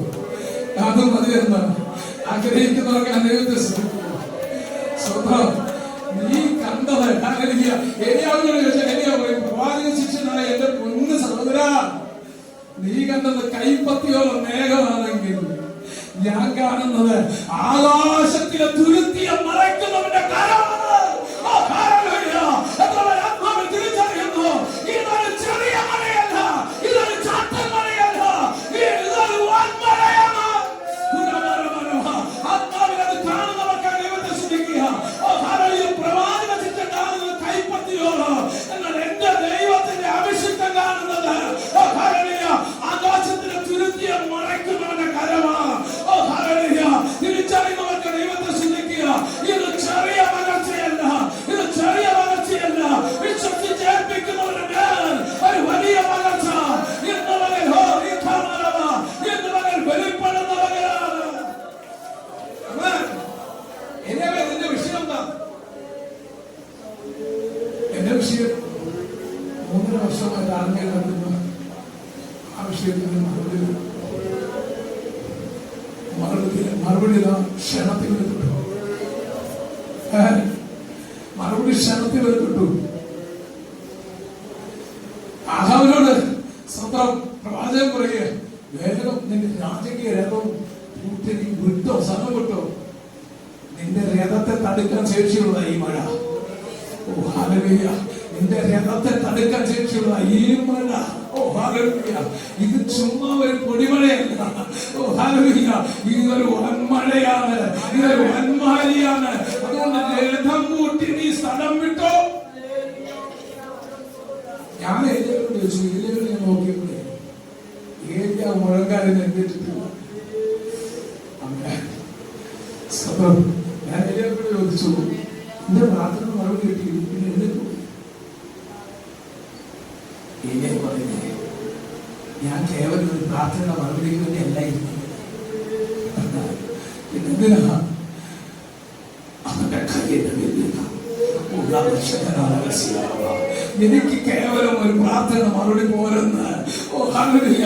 പ്രാർത്ഥന മറുപടി വെളിപ്പെട്ട് വീണിട്ടും ക്ഷണത്തിൽ വൻമഴയായത് വീണിട്ടും മറുപടി എല്ലാം വെളിപ്പെട്ട് കിട്ടിയിട്ടു മുഴങ്കാലിയിൽ എഴുന്നേക്കുന്നതിന്റെ കാര്യം എന്താണെന്നറിയോ?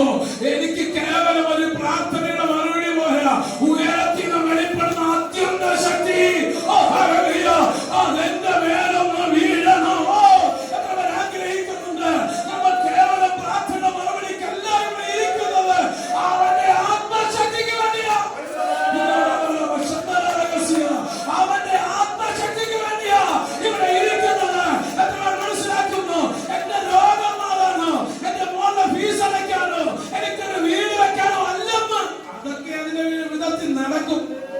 പക്ഷെ ഞാനിരിക്കുന്നത് അതിനല്ലെന്ന്. എനിക്ക് ആത്മശക്തി പ്രാപിക്കണം, എനിക്ക് ആത്മശക്തി പ്രാപിക്കണം. അവൻ പിന്നെ മുഴങ്കാലിൽ എഴുന്നേക്കാതിരുന്നപ്പോ അവിടെ കാണുന്ന കാര്യമുണ്ട്. യഹോവയുടെ കൈ അവന്റെ മീതെ വന്നു. യഹോവയുടെ കൈ. എത്ര മനസ്സിലാക്കുന്നു? പുതിയ നിയമത്തിന്റെ ഭാഷയിൽ പറഞ്ഞ ദൈവത്തിന്റെ അത്യന്ത ശക്തി, ദൈവത്തിന്റെ അത്യന്ത ശക്തി. എത്ര മനസ്സിലാക്കുന്നു? അതൊന്ന് പ്രാപിക്കാനുള്ള ആഗ്രഹം എത്ര പേരുടെ ഉള്ളിലുണ്ട്? ആ അത്യന്ത ശക്തി, ആ അത്യന്ത ശക്തി. അതിനെക്കുറിച്ച് ചോദിച്ചാൽ പൗലോസ് മറുപടി പറയും. പൗലോസ് പറയുന്ന മറുപടി ഇങ്ങനെയാ: എങ്കിലും ഈ അത്യന്ത ശക്തി അത് ഞങ്ങളുടെ സ്വന്തമല്ല, അത് ദൈവത്തിന്റെ ദാനമത്രേ എന്ന് പറയുന്നതിന് ഈ മൺകൂടാരങ്ങളിലത്രേ പകരപ്പെട്ടിരിക്കുന്നത്. അതേന്നെ എല്ലാവരും നോക്കിയാൽ അറിയാം, രാജാവിന്റെ രാജകീയ രഥത്തെ മറികടന്നവർ ഓടാൻ തുടങ്ങി. എവിടെ ഈ ശക്തി? അത് ഉയരത്തിൽ നിന്ന് പകരപ്പെട്ട ശക്തിയാണ്, അത് ഉയരത്തിൽ നിന്ന് പകരപ്പെട്ട ശക്തിയാണ്. ഈ ശക്തിയാണ് നമ്മൾ പ്രാപിക്കാനിടയായിരിക്കുന്നത്. എത്ര പേർ ആഗ്രഹിക്കുന്നുണ്ട്?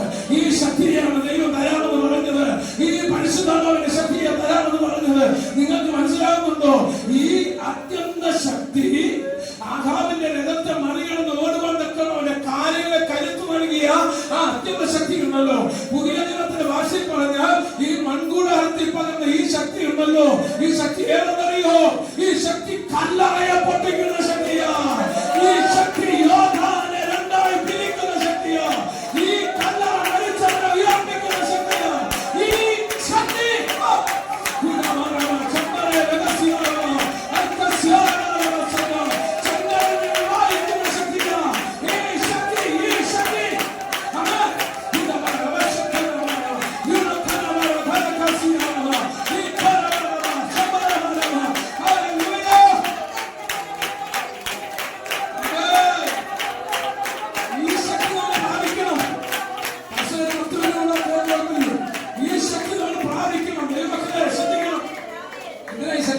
അറിയോ? ഈ ശക്തി പ്രാപിച്ചെങ്കിൽ നമുക്ക് മുന്നേറാൻ കഴിയുള്ളൂ. ഈ കല്ലറയെ പൊട്ടിക്കുന്ന ശക്തി ഉണ്ടല്ലോ, ഈ പൊട്ടിപ്പാകുന്ന മൺകൂടാരത്തെ അവൻ പകർന്നെങ്കിലും ഈ മൺകൂടാരത്തെ പൊട്ടിക്കുന്നില്ല. നമ്മളെ മനസ്സിലാക്കുന്നു. നമ്മിൽ നിന്ന് പകരപ്പെടുന്നിടത്ത് വിടുതലകൾ നടക്കും. വ്യത്യസ്ത തലങ്ങളിൽ ആ വിടുതല കാണുമെന്ന് അവനെ ഏൽപ്പിച്ചു. ഈ സന്ദേശത്തിന്റെ ഈ കാതലായ ഭാഗത്തേക്ക് എത്തിക്കാൻ എനിക്ക് നിർത്താൻ ഞാൻ 10 മിനിറ്റ് കൂട്ടി എടുത്തത് ഞാൻ നിർത്തുക. എത്ര പേർ മനസ്സിലാക്കുന്നു? ചുമ്മാതെ പ്രാർത്ഥിച്ചിട്ട് കാര്യമില്ല. എന്താ കാര്യം അറിയോ? അവന് ഈ പ്രാർത്ഥിക്കാൻ പഠിപ്പിക്കാൻ പറഞ്ഞ ശിഷ്യന്മാരെ നിങ്ങൾ നോക്കിക്കേ. രോമകൂപത്തിലൂടെ രക്തം വിയർപ്പ് പോലെ വീഴുന്ന ഹൃദയവ്യഥയുടെ കാഠിന്യമുള്ള ആ തോട്ടത്തിൽ എന്റെ കർത്താവ് കൂടെ നടന്ന ശിഷ്യന്മാരുടെ പ്രാർത്ഥനാ സഹായം ചോദിച്ചപ്പോൾ അവർക്ക് കൂടെ ഇരുന്നൊന്നും പ്രാർത്ഥിക്കാൻ കഴിഞ്ഞില്ല. കാര്യം എന്താ? പ്രാർത്ഥന പഠിപ്പിക്കാനില്ല,